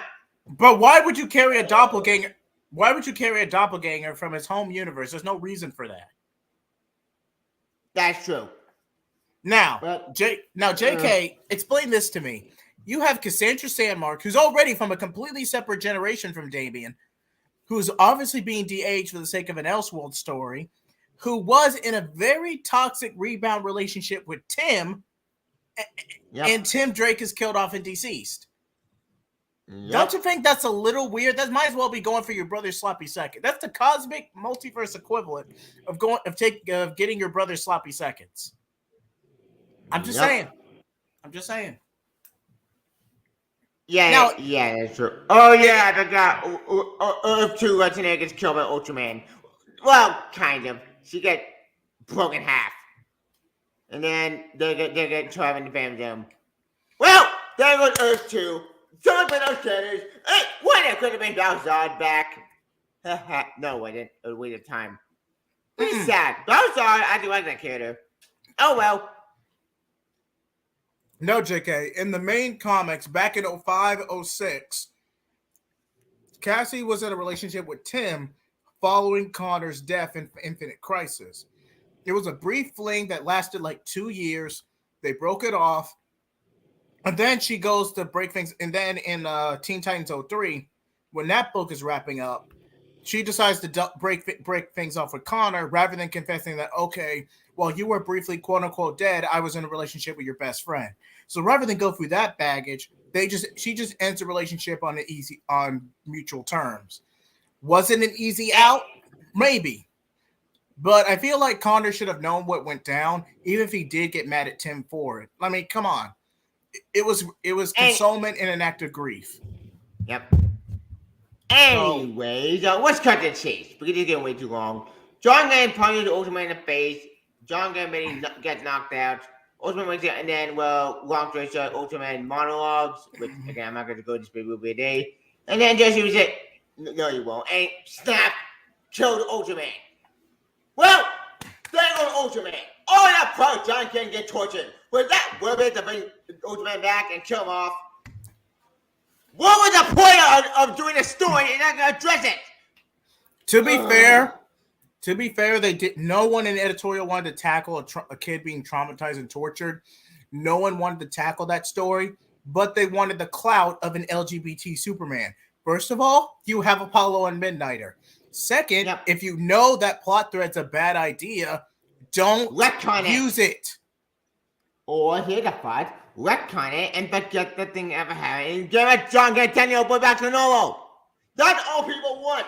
Not your turn LGBT people. Okay, for the record, I'm not getting LGBT coded. I'm on foot. It's bad LGBT force. Folks. There are not bad characters, only bad writers. Megan Fitzmartin, I'm looking at you. Megan Fitzmartin and Bendis. Which I didn't find him for all the stream, but I don't hate the guy in prison. The guy's a nice guy. Minor is horrible lane. That's why I get pissed off. Bendis has fallen off over the years. He has fallen off. He has. Yeah, now, let's be honest. One, this book was a pity series following Son of Kal-El's cancellation. And two, Injustice was always going to be the main hook of this book. Ultraman was just a plot device. Yeah, man dies, and then he cries. Which, okay, I have a theory. My theory when Ultraman died, okay, he's dead anyway. The guy is dead. Nice Man of Steel reference, though. He's a Man of Steel reference. That's kind of funny. Okay, I'm back. Anything I miss? Nothing too much. Well, you missed just make sure Ultraman. Man, I missed us. Tell me again, please. I'll tell you in my dinner. It's okay, man. Now, JK, if you could pull up JK's comment. Yeah. And then just crybaby man. Okay. All right. Yeah. My big issue with issue 2, no abuse in Ultraman at the beginning of the issue. Ultraman should be issue 3. I agree. Okay. Here's what. Okay, despite Injustice being the main hook, I would have gone for an even split approach. Ultraman and the trauma of John Kent being on Earth 3 being the first half, and the Injustice interactions being the back half. That's how I would have done it. That way you have an even split, and you actually get some closure from that old plot thread. Now, to go to JK's comment, yes, John would be brooding and going through a traumatic experience, but if executed well, Damien could actually console John and help guide him through it. Sorry, continue. Yeah, and JK, to their credit, yes, Tom Taylor is not like Morrison or Tomasi. He would screw this up. I will not refute. He won. I would not refute that. But a capable writer would have allowed John and Damien to interact more. And okay, you went through a traumatic experience. You lost years of your life. Look, man, I've been through some things. Let me help you. Don't just lash out and just pull stupid stunts like get manipulated by eco-terrorists. But that's a separate conversation. Yeah, by a psycho, a murderer, and a complete monster. Flip it, will ya? But Jay Nakamura is no hero. He's a murderer, a psychopath, and a complete manipulative asshole, manipulative John with no twisted views. This guy is no, even Batman calls Jay Nakamura bullshit. But John actually voiced, no, he's my boyfriend, I love him. No, this guy believe in you from the very beginning. Have you not seen the signs? I'm just okay. John is a cosmically aged up preteen with the body of a 10-year-old. 2, he has no real romantic experience. 3, he's still emotionally immature, hence his mini tantrums. He literally doesn't know any better. He couldn't tell a healthy relationship if it slapped him in the face. This is literally John making typical mistakes. Like, look at this circle. That's a villain. Like, it's a circle and then there's a villain right there. Okay, Ra's al Ghul wants balance between nature and mankind. Ra's wanted balance. His survival and resurrections in the Lazarus pit just corrupted him over time. But Ra's always believed in balance. Jay just wanted revenge from Bendis' rise to power and the whole post-anti-metahuman project. Yeah, Jay Nakamura stuff. Jay just wanted revenge, whereas Ra's believed in a balanced approach. Yep. I will agree that they're both eco-terrorists, but Ra's had a completely different philosophy than Jay being a radical. Which I maintain that bullshit, but I maintain the little plan made Jay a villain. But I would know for that would make more sense. Because having Jay the villain with a former Indian story and him being a relative of John was so bullshit and forced. Like, what? Why can we even Jay a spy or the son of Henry Bendix? That former interesting and him being a spy wouldn't be a father way more than him being a relative of bullshit or here's a fact. It's all made John Nick. Fine, but here's my solution. Have gentlemen said, I lied. I made you, John. I'm evil. I'm evil that I'm the middle of and made that close. I'm a spy. Now, or is it? What? What I'm about to type is completely in the private chat. I am not directly going to say it because I do not want heat on mine or Tevia's channel. But just know, if you know, it's funny. Yep. Deep into that John made a mistake that didn't have a relationship. Now, guys, I have to go. Okay. Go ahead. Okay, see you go next ahead, week. man. See you. Good having you. You're welcome. See you guys tomorrow for the Mayos, right? You guys. So what time Mayos is? What time? It's at 8:00. Okay, I'll be there. All right, let me know. I might be able to make that. Plus Ultra. Plus Ultra. See you guys See ya. tomorrow. Well, all right. All right. Yep. But where was I? Oh, yes. But yes, John doesn't know any better. And the best way as a parent, and I applaud Lois for this. The best way to handle that situation is to be supportive and let John come to that conclusion on his own. Batman tries to tell him. He tries to actually sensitively navigate the situation. Batman from like early 2000s, early 2010s, he would have ripped the Band-Aid off and completely exposed Jay. John wouldn't listen. John would lash out, only to be further manipulated and inevitably betrayed. Batman tried to be support, but John's not going to listen. This is a classic teen heartbreak scenario. Yep. We're gonna article about boy John can even put in comment. Hold on. Now, okay, Arco, I probably butchered this, but Arco Braddock, okay, I want to hear your opinions. What do you name some good qualities on John Kent as Superman, despite the evidential blunders? Now, I'm not saying it couldn't work. I'm just saying it was poorly executed. But it was poorly executed badly. But I would definitely want to see the other side of the argument.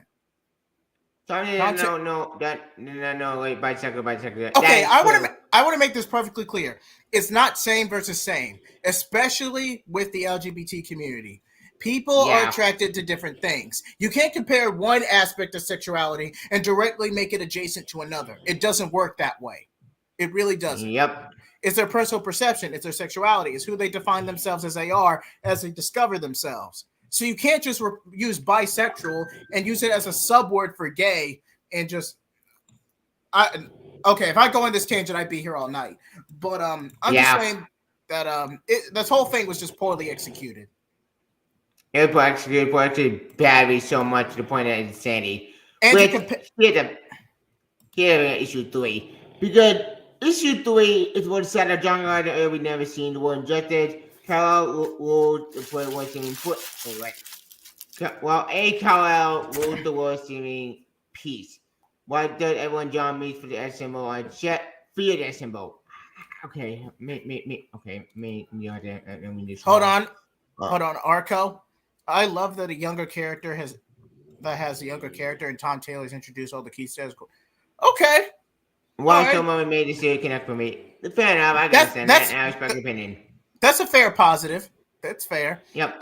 We're just saying it could have been executed better rather than just being a shelf title that was just used to get clicks on Twitter. There was nothing wrong with that concept. But if you're really going to make such grand, you need to put in the work. You obviously have to commit to it. That's all I'm saying. And I think Tevia has a similar opinion. This was just poorly executed. And we actually did a video on this on my channel. Hold on, I could look it up in Tevia, would you be so kind as to put in the chat once I enter the link? It's it was John Kent, a shelf title gone bad. Yep. Give me a minute to pull it up. Okay. Excuse me. Man, I am lagging for some reason today. That's okay. Tom Taylor has always come to. Okay, Sorry. Earth 2. Okay, the New 52 Earth 2 saga was decent. His Suicide Squad run was pretty good. Tom Taylor is a safer bet than Tom King because with Tom King, you never know what you're gonna get. So Tom King is a very 50-50 with his quality. Tom Taylor, we're gonna show we can do the other stuff. It's good. Main stuff is where I'll go to shit. This is a point limited. Which hang on. Now you are entitled to your opinion. I'm just saying that the situation could have been handled a lot better. Hang on. When John meets the symbol on chest, why Batman public enemy number 1? John pick a side, conquer and make our choice the dangerous one. Okay, I have a feeling about this. My feeling is though he's gonna join Batman's side. Because it makes sense. Because I feel it. 1, just him with a monster. 2, the guy is psychopath. 3, most of all, the John I know would never deal with the time of a monster. Wait a second. I feel something. What the hell did it mean for Johnny Damon Wayne? Because that's another can of worms. Besides him, we have Johnny Damon Wayne involved too. Forget the confusion, since it's been almost like injustice. But isn't Johnny Damon Wayne also a monster and insane? No, he just feels abandoned from Bruce's. Injustice Damian was just neglected and abandoned. And Tevia, would you be so kind as to copy and paste my video in the public chat for the John Kent retrospective? I'd appreciate it. Yep. I don't think so. As I don't think the sales numbers bear that out. Wildstorm. It could. Okay, the majority of Wildstorm characters are very grounded, and that makes them relatable. But would that mean they'd be able to carry their own IP? It just depends. It depends on the story. Thanks, Tevia. You're welcome. Please be free to check that video out if you guys have the time. I collab with Tevia, and we go more in detail about the history of John Kent. But to make it a long story short, Wildstorm can work because it's grounded characters, but now that they're merged in DC, it's hard to find a good setting for them. That's why, covert super spy, like they tried to do with New 52 and Future's End, I feel like that didn't work. Now, don't get me wrong, Future's End was a bad story, but I feel like Wildstorm and the Authority and the Wildcats being a more covert team, that was a natural fit for them. Yeah, because Future's End was horrible. With Team 7, pointless. What I came at new Wildstorm character for New 52. Oh yeah, we had 10-13 characters in New 52, not to end. And okay, wait, no, it wasn't really to then. It was a crossover between New 52 and Leadership Heroes, and I forget the third book. What? Oh yeah, we had Light of the Lavender. Oh yeah, Superboy. It was new for the Superboy, Teen Titans, and Regan. Wait, are All you three referring coming the to tell. culling? Wait, what's the Yeah, the culling got to culling. do with this? Well, that's now I the remember. connected to Wildstorm with Gen 13. Now, Hang on. thanks, Talim. I appreciate it. But Yep. Hang on. excuse me. But yeah, the culling was just And bad. it was bad. And it's Harvest, another new you character who sucked. Now, I will give the culling this. They did actually canonize Artemis from Young Justice in that story. She But then she got killed off. She was quickly killed off, but she was canonized in that story. Yep. So that is a plus. A plus, And, yes, but then and down when they killed off a shock value of bullshit. Wait, I wonder. The one design of Harvey, his design was pretty cool.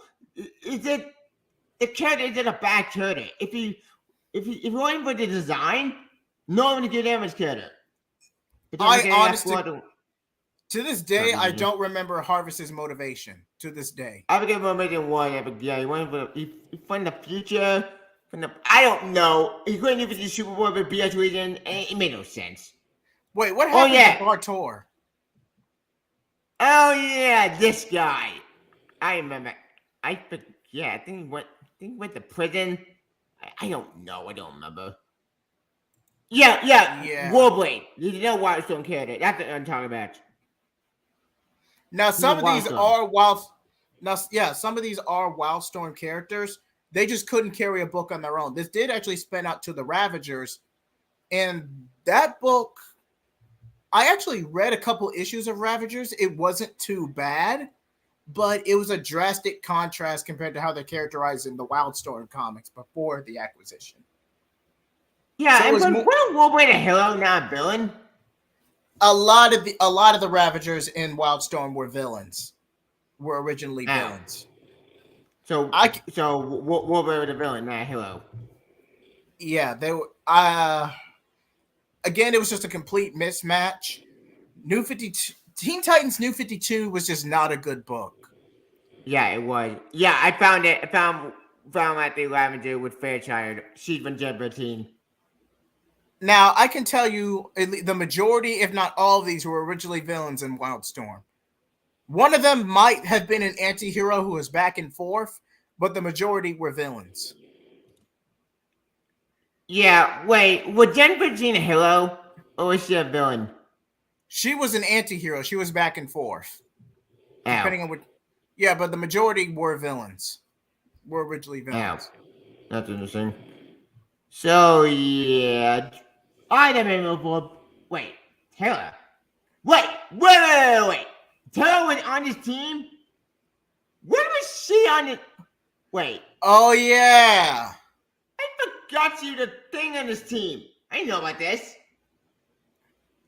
So what happened to her? Did she die? Was she erased? I need an explanation. After the Ravagers book, a lot of these characters were buried, never to be seen again. Yeah, Beast Boy was red for some reason. They essentially turned Beast Boy red.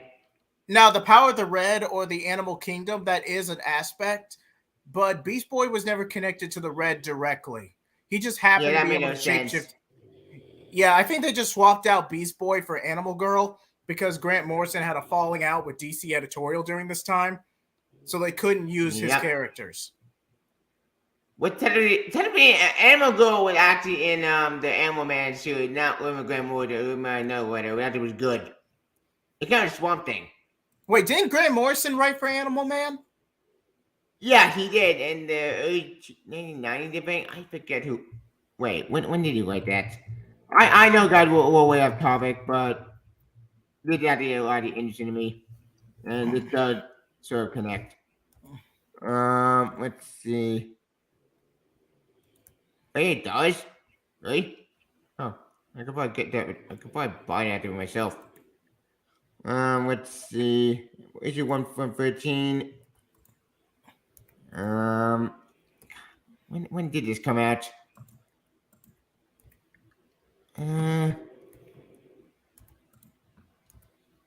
Anniversary Deluxe Edition. could probably get that. Okay, this is interview. You know what? Screw it. When did Grant Morrison? Oh man.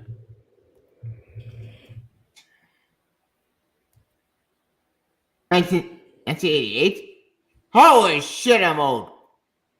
Yeah, it came out in 1988. Huh. I didn't know what that. 1988 to 1985.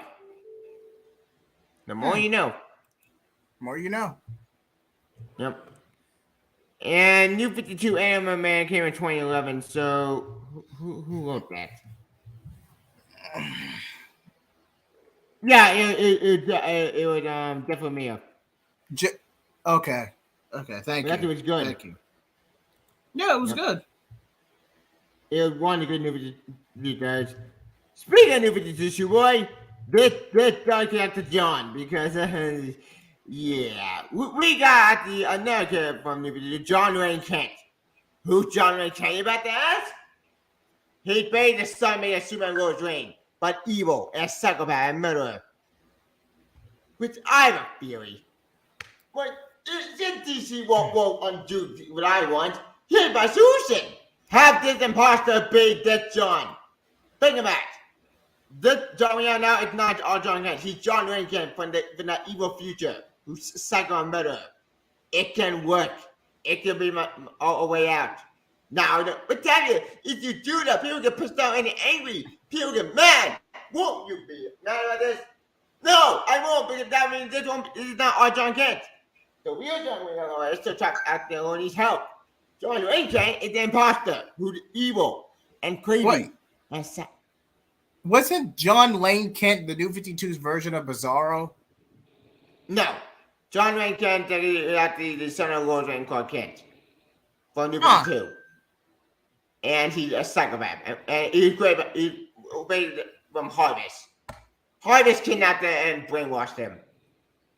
But why bring John Lane back? I bring him back because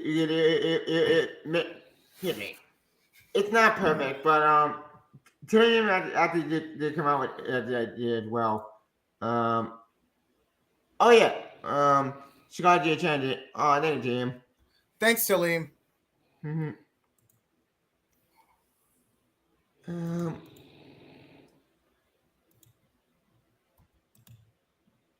Yeah.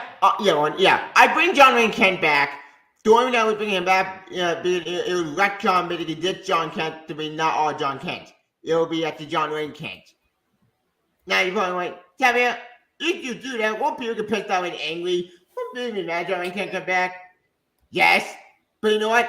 I don't care. If it retcon this imposter John Wayne Kent, I'm all for that. That way, we could have two kills with one stone. We bring this imposter back, but the real John Kent is still out there, need to be saved. And once you and find the real John Kent, they kick this guy's ass.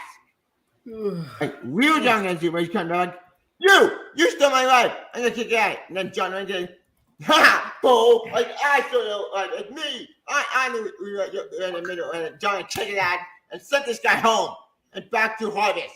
Problem solved, it wins. Now, when Jenna come out, he's going to wait low. Jenna going to go John Wayne Kent, and he'll have it after the end. Okay, now, Tevia, what do you think of the in Action Comics? They are doing young John Kent backups in the backup. Yep, I'm very happy about that. I love that story.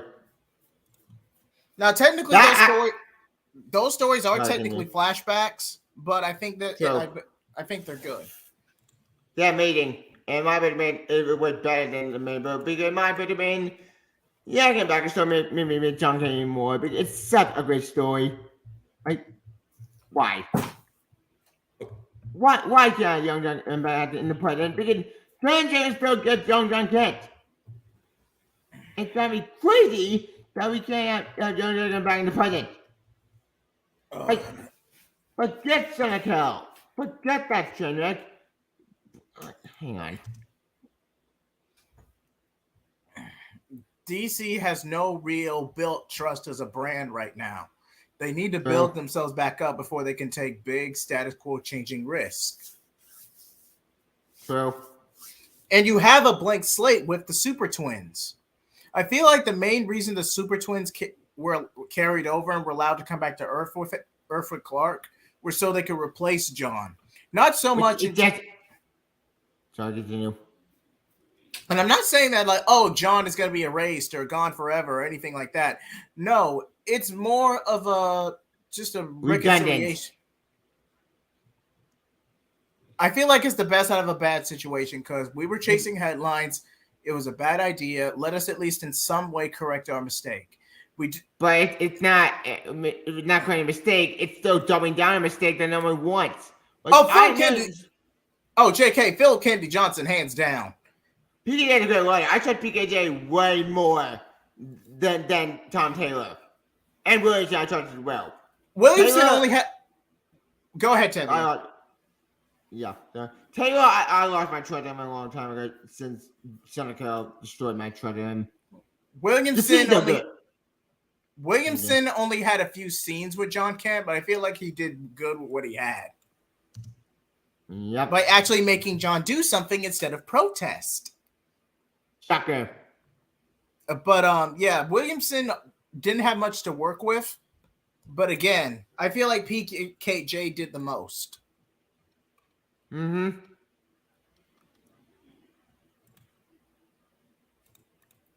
I don't mean to deny where the character chemistry with that Super Son. They're both dark and both a dark demon like John.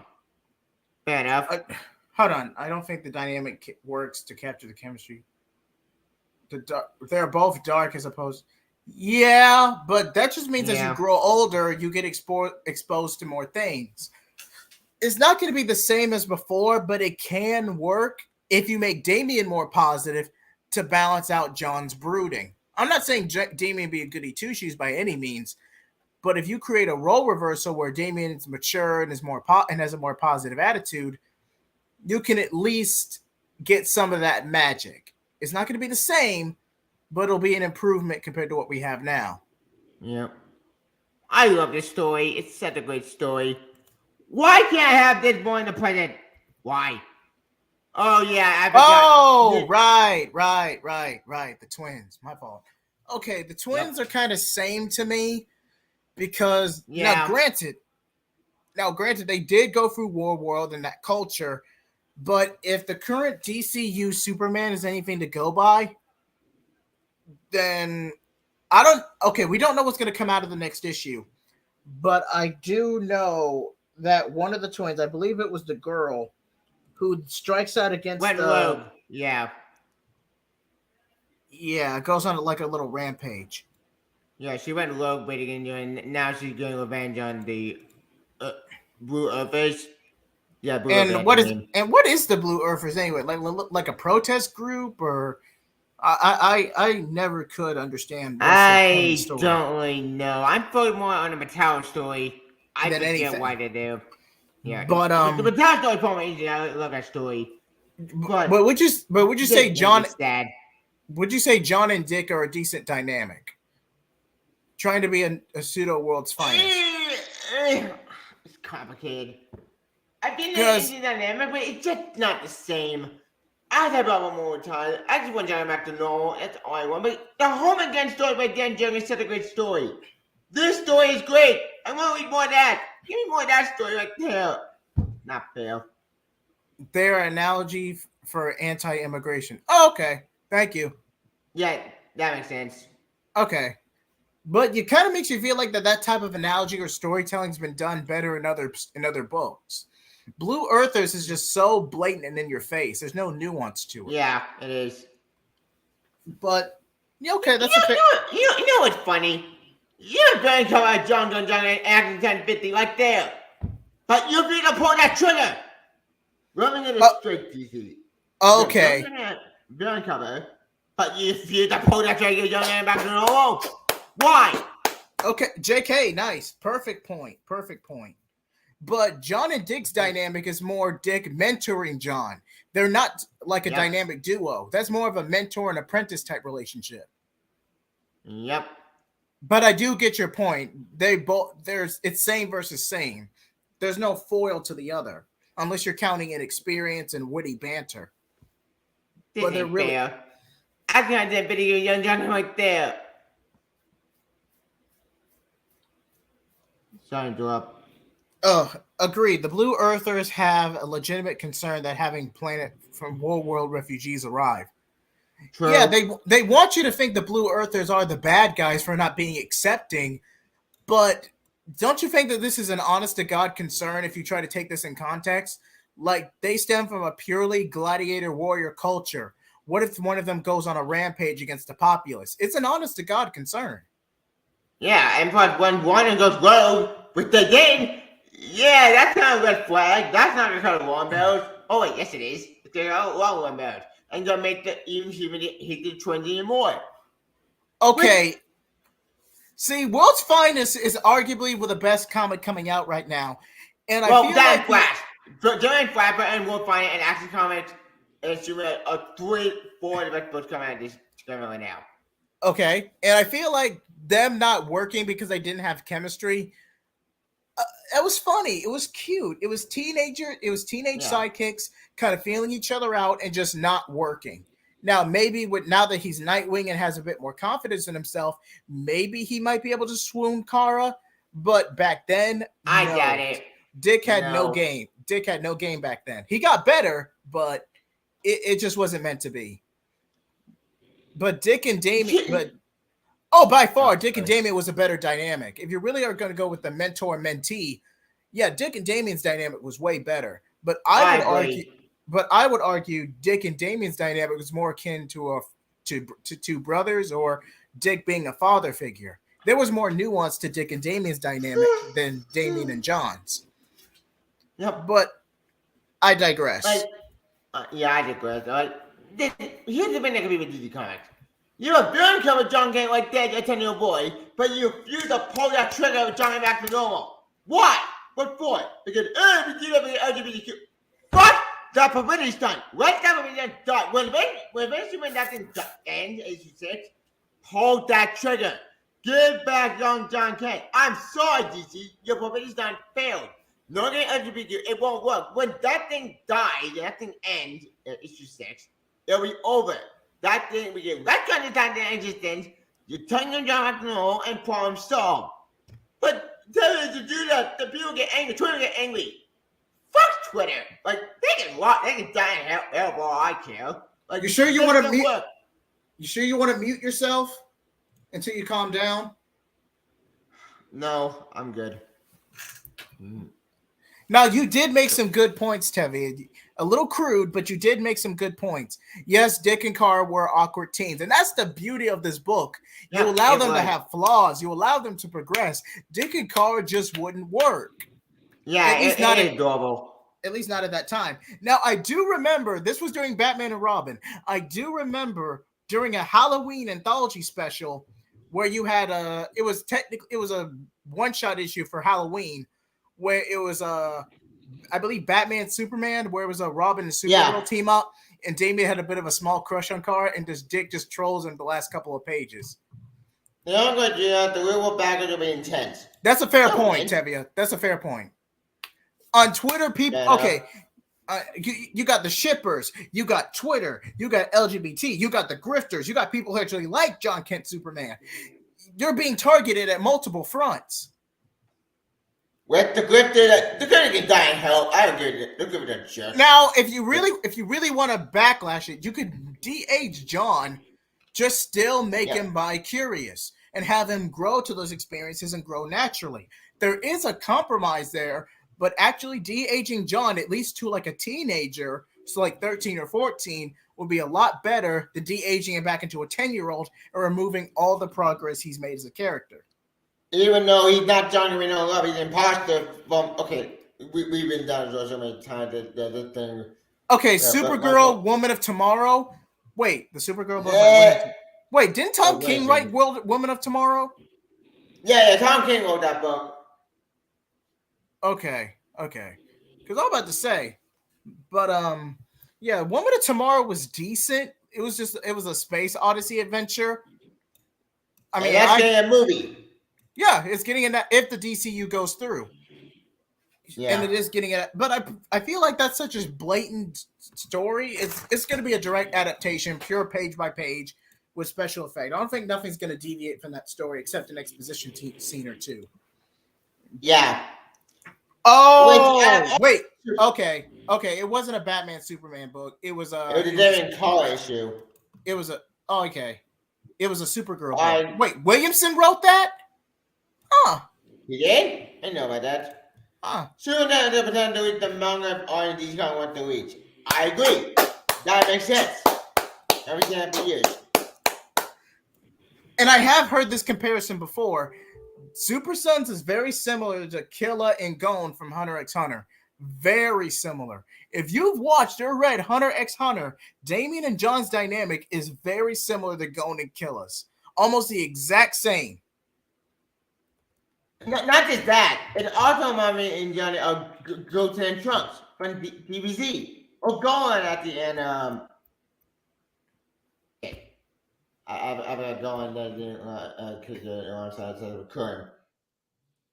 Shit. Yeah, but with Super Sons, you're going to that preteen, that mostly preteen audience. Yeah, the Golden Trunks. That's a bad comparison. Okay, I'll give you that. But yeah, I'll give you that. But if you're gonna go with the preteen demographic, you might as well put more effort into your YA books. I.e., what's a good example of a good YA book? There aren't that many. But God. That one Green Lantern one, that was pretty good. It got a sequel with Irie as Kid Flash. That was Irie? I never read Irie in that book. By the way, I found it tell through time. This was a Superman story. Even though we're not wearing Tamati, it still was great. It's a Halloween 2022. It's a Halloween special. It's a Halloween anthology where they swap costumes for a few pages. And it's so cute. It makes me happy. Like, it's just so compared with Teen John. Why do people distribute like Green Lantern Legacy? Thank you. I want this. I'm gonna read more of this. It's fun. Like, look at it, it's so cute. I would read this over the tell Teen John Kent bullshit. Like, for one, DC, like, just do the right thing. Bring back the story. Give it to you, John, back to normal. Like, people want this. I want it. Daniel wants it. Evan wants it. This is a great story. Like, forget Sonic Hello. Forget the terrible bullshit. Do this. Piccolo. Oh, you're talking about that Raven and Beast Boy. It did get a sequel called Robin. Now, I might actually review that book because here's something they did particularly. They actually avoided the whole Jamie Ray ship by giving Raven an I believe adopted, or it's her stepsister, but an adopted sibling, and she falls for Damien over the course of that book. That way you avoid the shipping war and the love triangle. Because because the older Titans are strictly teenagers and Damien's like 10 to 12. You avoid that baggage. But yeah, most YA novels go for as much melodrama as possible. And use Adam Glass as a story. And give it to him, I agree. Now, some aren't always that quality or that good. I am not Starfire. Excuse me. Yep. Or another Super Set Porsche of Ice. Wait, didn't know why now about you want to talk about because it did relate to John Kent. And the sun, not the Son of Carol, but it does have an environmental message. But not done very, very good. Like, Son of Carol is bad, but this is just stupid. Hang on, I'll show you what it is. Here it is. Ta-da. Can you see? Huh. Jheat? I forgot that book existed. Yeah. This was an environmental message with my little piece of no YA novel. But here's the thing about this. I read a bit on Hoopla, which thank God I did not buy this. But I don't get it. It's just weird. Like, I get the idea of it. That team was went to the old play. It made no sense. Also, isn't it when the Ian Wayne? Yes. Why?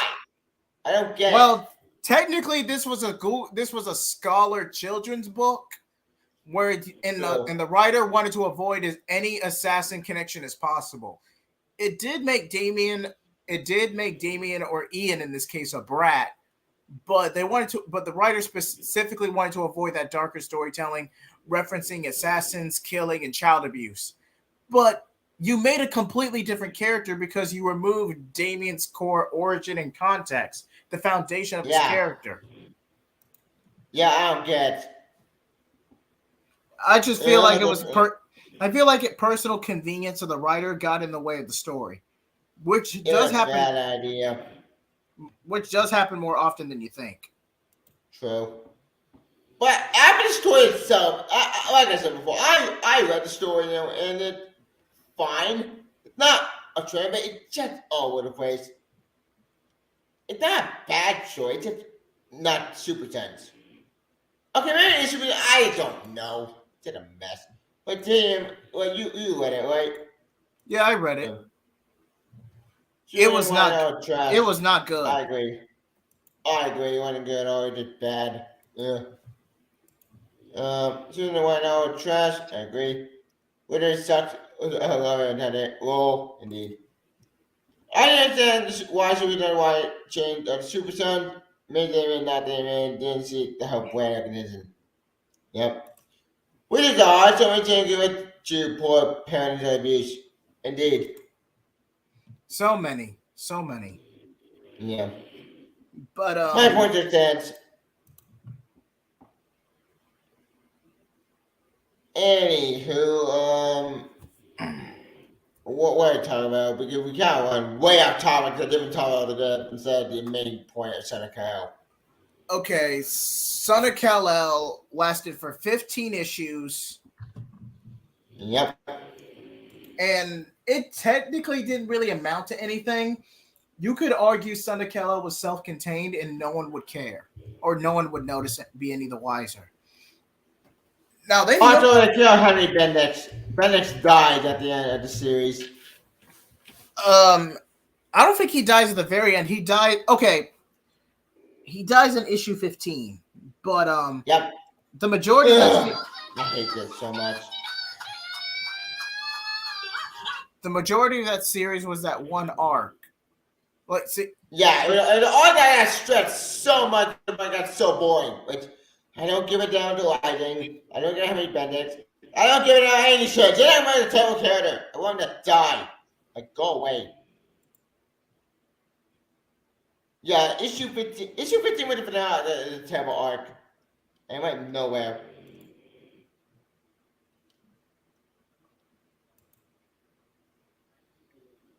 Yeah, his is death. He got thrown into space.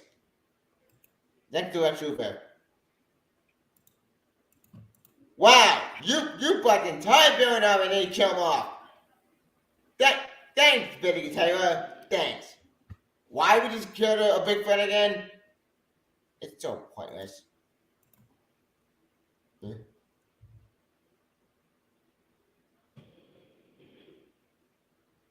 Yeah, issue 18 with the finale of the train wreck into Red Sin. Which wasn't a bad mini arc. It was actually decent. I actually was interested a little bit in that story. I guess that, but I don't think it went nowhere. Because the character was useless. He blamed John for some BS reason, and then he goes away, gets sent in prison, and gets to set him up to do something. And that's it. Wow, how boring. What was the boy's character again? I forget. Oh, it did tie into the Return of Superman. Yeah, a little bit. A little bit, but not a lot. Like, actually, comment and Son of Kal-el don't connect at all with Return of Superman. Hi, Spawn. Oh yeah, I forgot they bring up a Spawn. That's pretty cool. I'm gonna leave that. That was badass. Like, give me that card of an meeting. Fuck Gossamer. So the Son of Kal-el is 18 issued, and what was the point of the thing? Nothing mattered. It all pointed and with the time. Which led out to Action Comics. With Dark Knight Action content with the retcon, basically a big change that needed to be undone. What was the change about to ask? Super Cincinnati. Now, this is a plot point from Bendis, and Brian Uncle Bendis' story sucked. So, in order to rectify that, they had to retcon basically the Secret Identity will be here. How did they enjoy about to ask? Men's at the Black. Like, you read the story, right? Like, Yes, I read Son of Kal-El. I read it. no, Wait, wait. Hold on.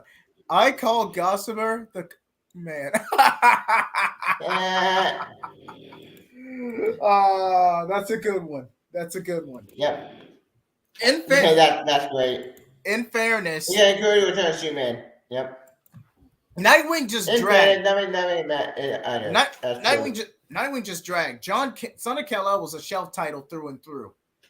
To the it point was. that I don't even think anything was of any real consequence other than John and Jay going public in issue 15. No, this is a bad idea and it's stupid. But Hippolyta was part of the Justice League for a while when Diana was dead. Once again, from Bendis' awful line from Justice League. I hate Bendis' roster so much. Nightwing still drags. I agree. It has gone nowhere. Like, I'm not saying it's not going to train wreck, but Nightwing is just so boring. Nothing's happening. Heartless has still not been casted yet. We're still in side plot with Robert is dead. He's gone. But it's just pointless and boring. Nothing's happening. Well, they are using that book to prop up Titans in May, That's true. Does come out soon. Now, the first issue is going to be like a murder mystery where one of the Titans is killed. I want to say it's joy! Another Titan team that get killed off. Yay. Huzzah. What's going on? Remember my favorite team. One of my favorite teams. Excuse me. Yeah. I want to say it's an extended member. I don't think it's part of the core 5. Wait. It is driving the new Titan. Heartless is the hero of the story. Yeah, a lot does revolve around Heartless. Even though he only makes like 5 appearances in Taylor's entire run. Maybe what the hell? Maybe 6. Yep, 6. Like, what the hell, Taylor? You invented the villain and not stopped him yet? He's still killing people. Stop Heartless. Heartless should be the main threat. Not Blockbuster. Not Broadway's daughter. Forget those characters. Give me a letter with Heartless first. Issue 100 should be for now Heartless. But nope. He escapes. I just don't see Taylor Dick Grayson at all. He's not a character. I started with Dick Grayson, my favorite character. I agree. I honestly believe that in Tom Taylor's Nightwing, he was just a mouthpiece. But you got to understand. Tom Taylor got away with a lot more than he should have because of the Rick Grayson saga. The Rick Grayson saga dragged out. I mean, which would you ever have? A Nightwing that's relatively in character, but the story drags, but an action-packed farce where Grayson has amnesia way longer than he should for virtually no reason. Yep. So the difference was refreshing at the time, but now it's gone stale. Yep. Speaking of that, I knew about Acting 1050 with I agree. Elseworlds are his strong suit. Elseworlds. Yep. Tom Taylor should be commissioned strictly for Elseworlds. But Dark Knights of Steel has been delayed 3 times. That's annoying.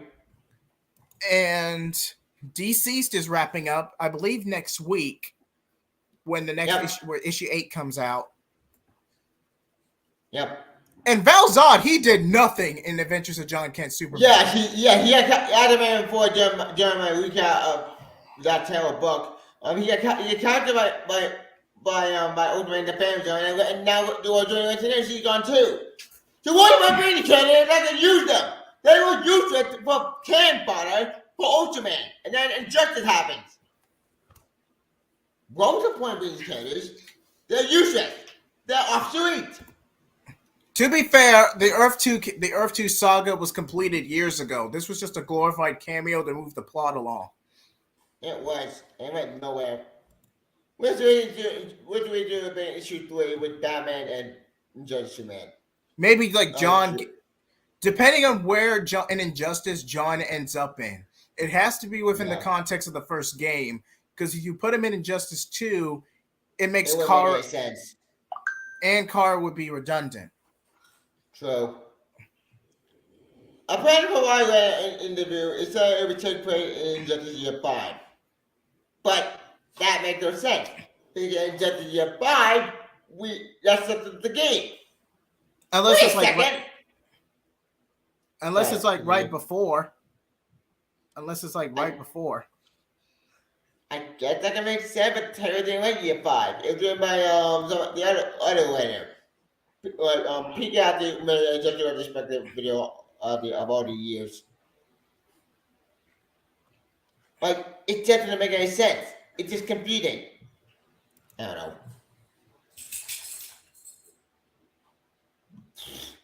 So yeah, Sonic Hero anyway. I actually done video retcon Sonic Hero. The host again ends up being restored. Thank God. A man said about it is killed off, which whatever, fine. And active content basically sets up the new status quo. What the new status quo about to ask? It's the secret enemy restored. And not Ruben, it's not the Maybe, JK. Maybe. Yep. Every core character with Grayson how to trade a dick. Taylor James is a bad person. Fair enough. Yeah, I think they're with that. But I think y'all giving more thought to Injustice's timeline than Tom Taylor has. Maybe. I agree. Maybe.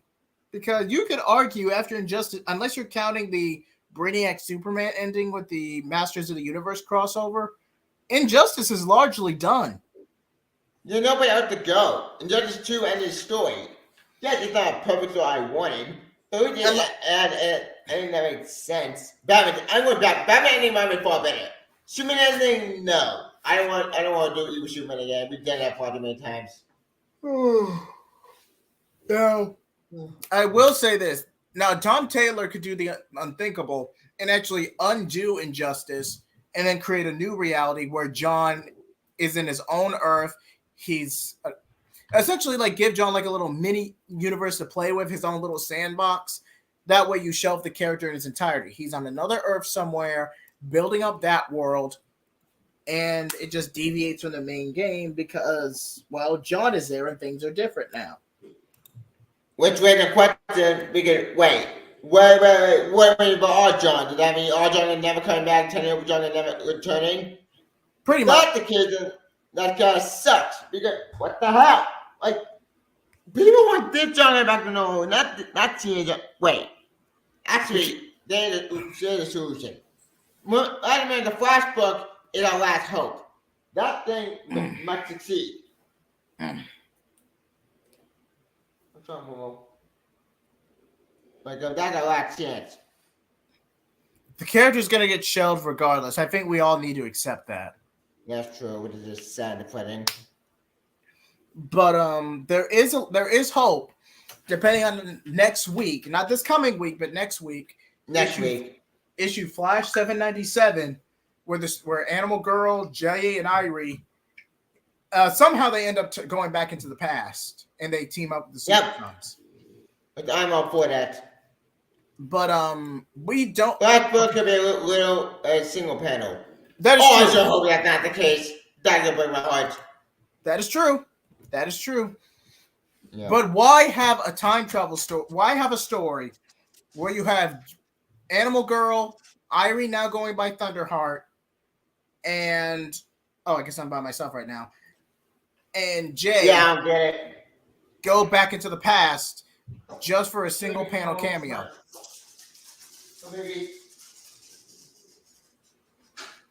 But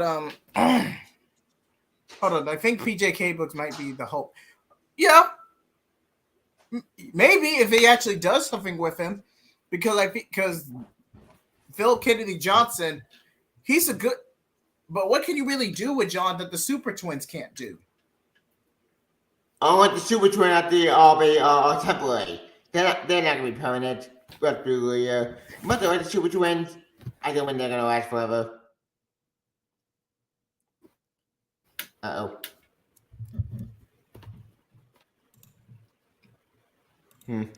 I only think Fun the Crack when I hit Fun the Heart. Aw. Nice. Flashback, no. Hold on. Didn't Supergirl establish in pre-New 52? Didn't Supergirl establish a backdoor pilot of a Young Justice roster with Irie and Damian on the same team? Yeah, they did. It was supposed to be a pre-Flashpoint before New 52 came and destroyed everything. Hang on. Yeah, it was really inexpensive. I found it. Hang on, I'll screen share it. Okay. Entire screen. Found it. Ta-da. Can you see? Yeah, I can see it. Jesus Christ died for your sins on the cross. What the? Yeah, that's a bot. That's a bot. Fucking bot. Go away. Block user. I always think Thundercrack when I hear Thunder. Okay, that's good. That's good. Conflict with the Super Twins. Because, okay, you got Irie West as Impulse, because she was going by Impulse at the time. Damian Wayne Robin, Stephanie Brown Batgirl, Static Shock, McGann Morris, Static Shock, and Blue Beetle. I believe this team could have worked. The Tinkerman made it. I want to read this team. They were inexpensive, my favorite writers, but we're not getting this team. Morgan is going to copy and John involved in this team. Why couldn't I get this team? Why? Not fair. Because New 52. True. But I don't. Well, this team might came and destroyed everything. Yeah. Not fair. We got this great roster teams and the garbage all over. We got bullshit from Bendis. Thanks, Bendis the Dio. Thanks. Jerks. Now, there was one book worse than Bendis, and that is Megan Fitzmartin's Dark Crisis Young Justice tie-ins. Young Justice. True. That book is offensively worse. It's not even funny. Yeah, it's sad. The super needs to be handled over to our family team. Yep.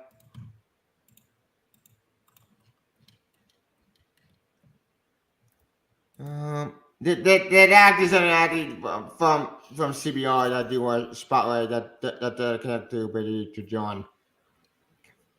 Not this, because it's bullshit. Like, bullshit. Fuck you. No, I got bullshit up here. Spell time got a degree for the bond fan, a degree for the band kid for I and all about and sound man's about John for Ultraman. No, reality check. What time Ultraman the John need to be Ultraman.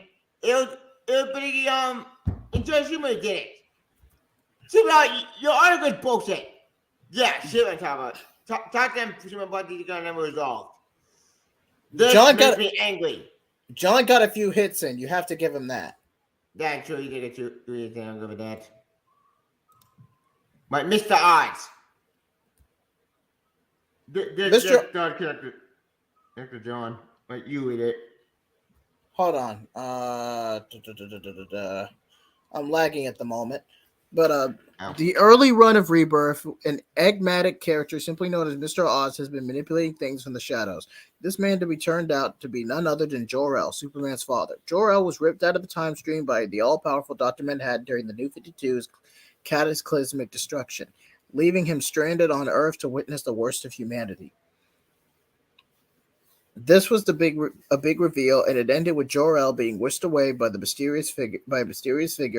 Despite the integrating book, Bendis completely ignores this plotline when he picks up the storyline and portrays Jor-El as he always been it before Rebirth. In turn, he made John L's early age Well, poorly. I just feel like Bendis just wanted to focus solely on Superman. And I'm not going to speak for Bendis, but I just feel like he just wanted to do his own thing and have Superman just be Superman. And on its own, there's nothing wrong. Sorry, continue. And on its own, there's nothing wrong with that.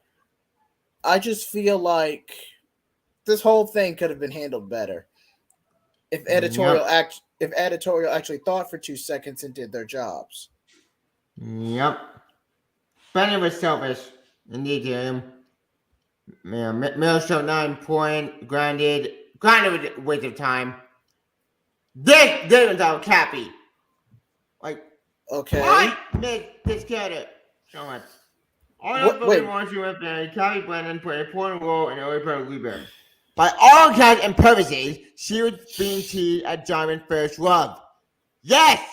And even fighting offense at the back with Damon Wayne. Yes! Saturday Cappy does to be on the face of the earth. Ugh! Another casualty of Bender taking over the Superman run. Cappy hadn't been seen in years. No one even mentioned. Tell new ones now. Fuck Nakamura! I saw it. Unlike Cappy will come out as a romantic arm of John. Bullshit! Almost a fun kid with not having her style unfortunate. Unfortunate? Unfortunate? Unfortunate my ass! More bullshit! This is what... Okay, before Tevye has a heart attack, I think we're going to go ahead and end things. I couldn't ask for a better co-host, Tevye. It was a pleasure working with you. Yeah. And everyone in the comments, feel free to like, comment, and subscribe. Jheat Blaze, Tevye Samola. Yeah, wait. Before we call it, what you got to find about Son of Kal-El? I give it a 2. I give Son of Kal-El a 2. Okay. Ben's going to own the Superman universe. Yeah, he did, and failed miserably. But anyway, my final thought on the train wreck of a book in general. This book was a train wreck. It's garbage, it's crap, and yet I know we went all over the place instead of talking the actual book itself. But let's be real. If I talk about any book, it'll break my brain and cause me mental damage, and I have a massive mental anger rage. But this book is trash. And full disclaimer, that book was rented. It wasn't bought. That book was rented. Yeah, thank God. If I bought this book, it would drive me insane.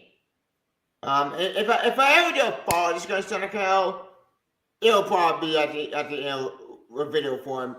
Nightwing, I give a 4 as well because it drags so much. It does improve a little towards the end, but that's more so the Titan setup than anything.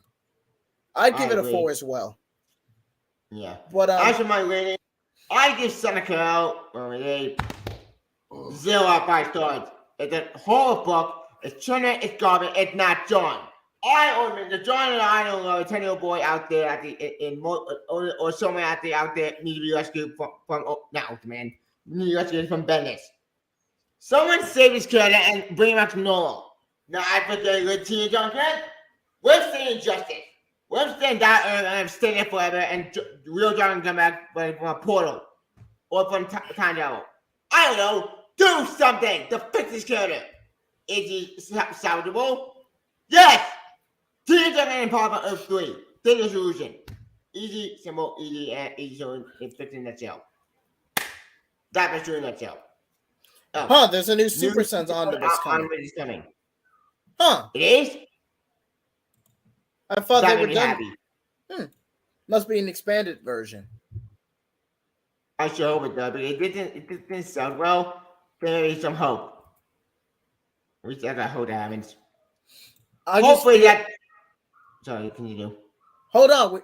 Who knows? We might get a miracle, and they actually do DH John because the character is redundant as Superman. Adventures of John Kent is a pity series. We just don't know how it's going to end. What's that sound? Oh, I think my dog. I'll get him. Wait, before we end, I found something. Wait, we do this. I'll be back. Wait. Hang on, Okay. Chewie.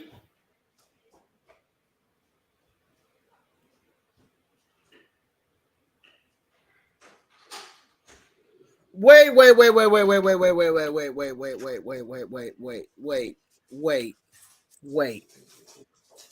No. Don't tell me I'm reading this right, because I'm reading this right. The revamp of Teen Titans Rebirth was originally going to go to Gleason, but they wouldn't approve him writing Goliath, so he passed. So the main reason, if this is true, if this is true, we didn't get Patrick Gleason Young Justice because editorial wouldn't let him use Goliath again. Now, granted, Goliath is a pain in the ass to draw. I will admit that. True. To draw in color. It's like Super Saiyan 3 Goku. There's no point in using it. It's a pain in the ass to draw. I will admit that. But come on. What the hell? But also, here's the thing that a pain practically also tried. Yeah. Hold on, I gotta screen share this. Hold on. Okay. Tell me this is not a solid supporting character. If I screen share this right now for everyone to see. I mean, hold on. Oh,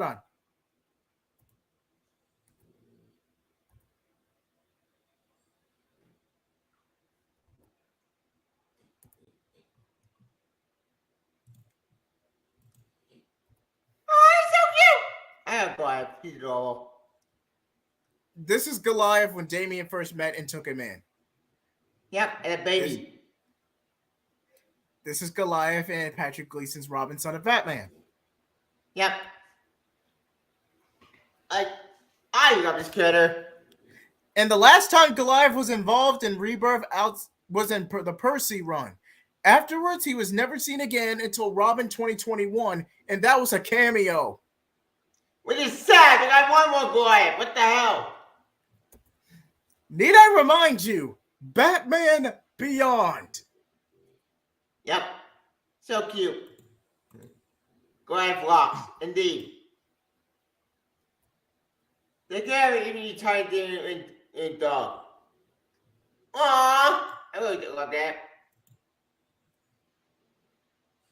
Hold on, I'm trying to look for one specific picture. Okay. Hey, Banner. How are you?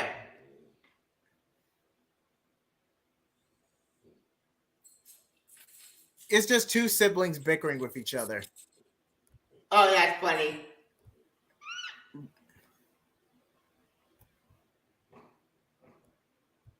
I was looking for a specific picture in particular. Hold on, let me see. I might be able to find it if I go to Twitter. Hold on. Okay. Goliath DC.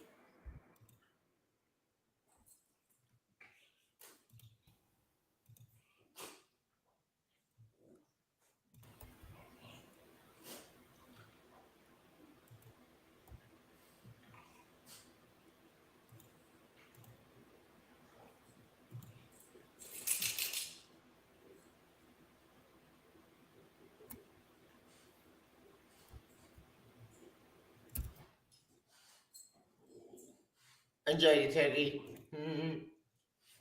Glad Hold on. we find that didn't win. Yep.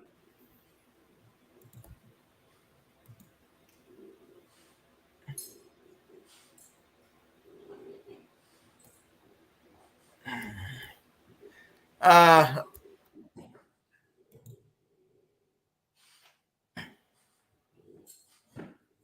if I could just find it. Okay. Hold on. No, that's Robin Mobile. No.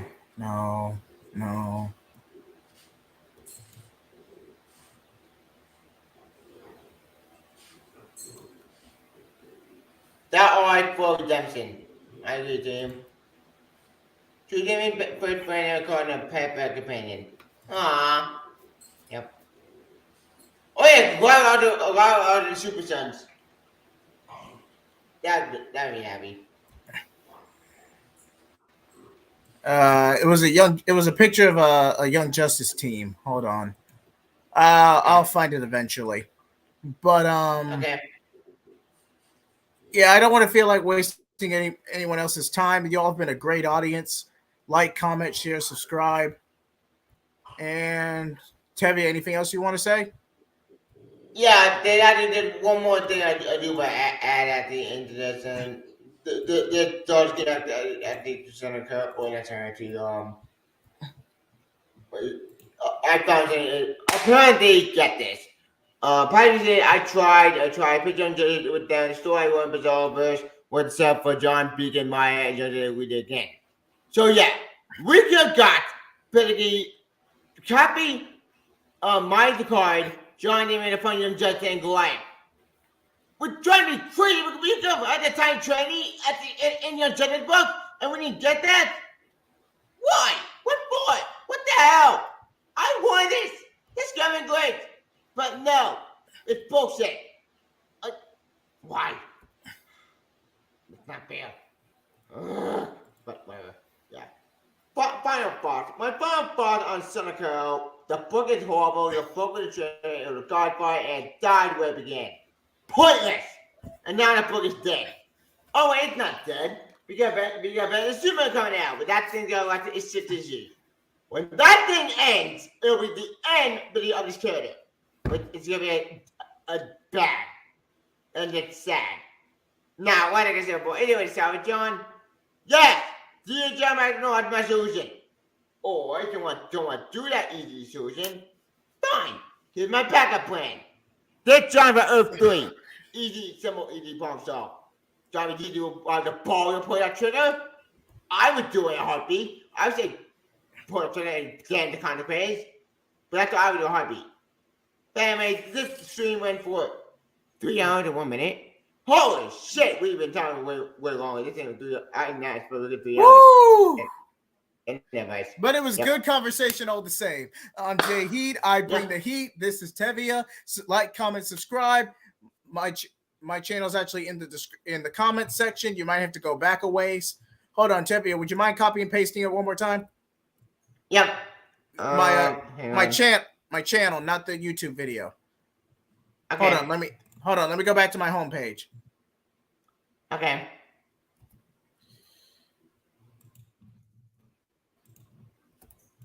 Okay, copy. Go to Indeed. All right, just copy and paste that over. Thank you. Copy link address. Jheat YouTube channel. Okay. Copy. I think it went through. Yep, it did. Yep. I'm Jheat. I bring the heat, and I will see you later. Yep, and you can follow me YouTube Smoke on my page on Twitter or Google it. Then oh yeah, Jheat. What you got for your channel? Of course, SWTOR playthroughs. I'm actually doing a collab with my brother, Kid Takeoff, in just a little while. So get ready for that. I will be tweeting that out. And again, I bring the heat. So I really need to work on my catchphrase. But like, comment, subscribe, everybody. Yep, and you can follow me on YouTube. Oh yeah, I forgot. Tomorrow night I'm doing My Hero Academia season 6 spoiler discussion. And who knows? You might see me collab with them, collab with these gentlemen again. Who knows? Because I'm caught up with My Hero. I'm pretty caught up myself. And maybe spoilers for season 6. So get ready for that. This is your chance to catch up. If you haven't already. Spoiler for season 6, and I set that up for I think 8 o'clock. I think hang on a sec. I know it's about to end it, but that is kind of important. Johnny because did at the not John anyway. It's actually not Mongolia. It is. I set it for 8 o'clock. Yeah, April 10th. Set it for tomorrow. Not the best thumbnail in the world, but it's better than do it in a short amount of time. So yeah. This is for tomorrow, send you with that. But after any of them coming on my channel, I think that's all I got for tomorrow. If news comes out for John or anything, I will make a video about that. But as for any comic review, I may review Amazing Spider-Man 2026 because, oh boy, you put John in the mess. Spider-Man is a much shit show right now. Both are both bad what they're doing, but Spider-Man is much worse. So yeah, I may a bit hard to fit current Spider-Man stuff, but again, that's a 51 at that. But anyway, they're gonna join on a wide discussion. They're gonna have you join me. They're gonna Jay you join me. So the next discussion on My Academia. But after that, maybe I can do Clarity with them. Oh yeah, maybe we can call him Jared. Maybe we get Jared joining for. Oh yeah, I forgot we put a Super Set discussion. Holy shit, I completely forgot about that because like Jared Conde, we did plan to do the Super Set discussion on that. Yes, hold on. I can pull that up right quick, and you can put that in the link as well. I don't really schedule it yet. Okay, all right. And I also did a similar video earlier today with Tevia and Pika Shades. Is the Super Sons dead as an IP? So be sure to check that out. Granted, that discussion wasn't as long as this one, but it was a fun time for all. But, yeah, it would have been. Anyway, this thing going way longer than we planned. And thank you for joining us. Stay tuned for next gun on My Academia. But tomorrow, for any other in the future, I'll be something. Flame on! Hopefully, flame on. Yep. And see you next time. See ya. Oh yeah, stay tuned for me and Jared comically for my Super Son discussion on that video. One more thing before we go. One more thing. Okay. Wonder about. Okay,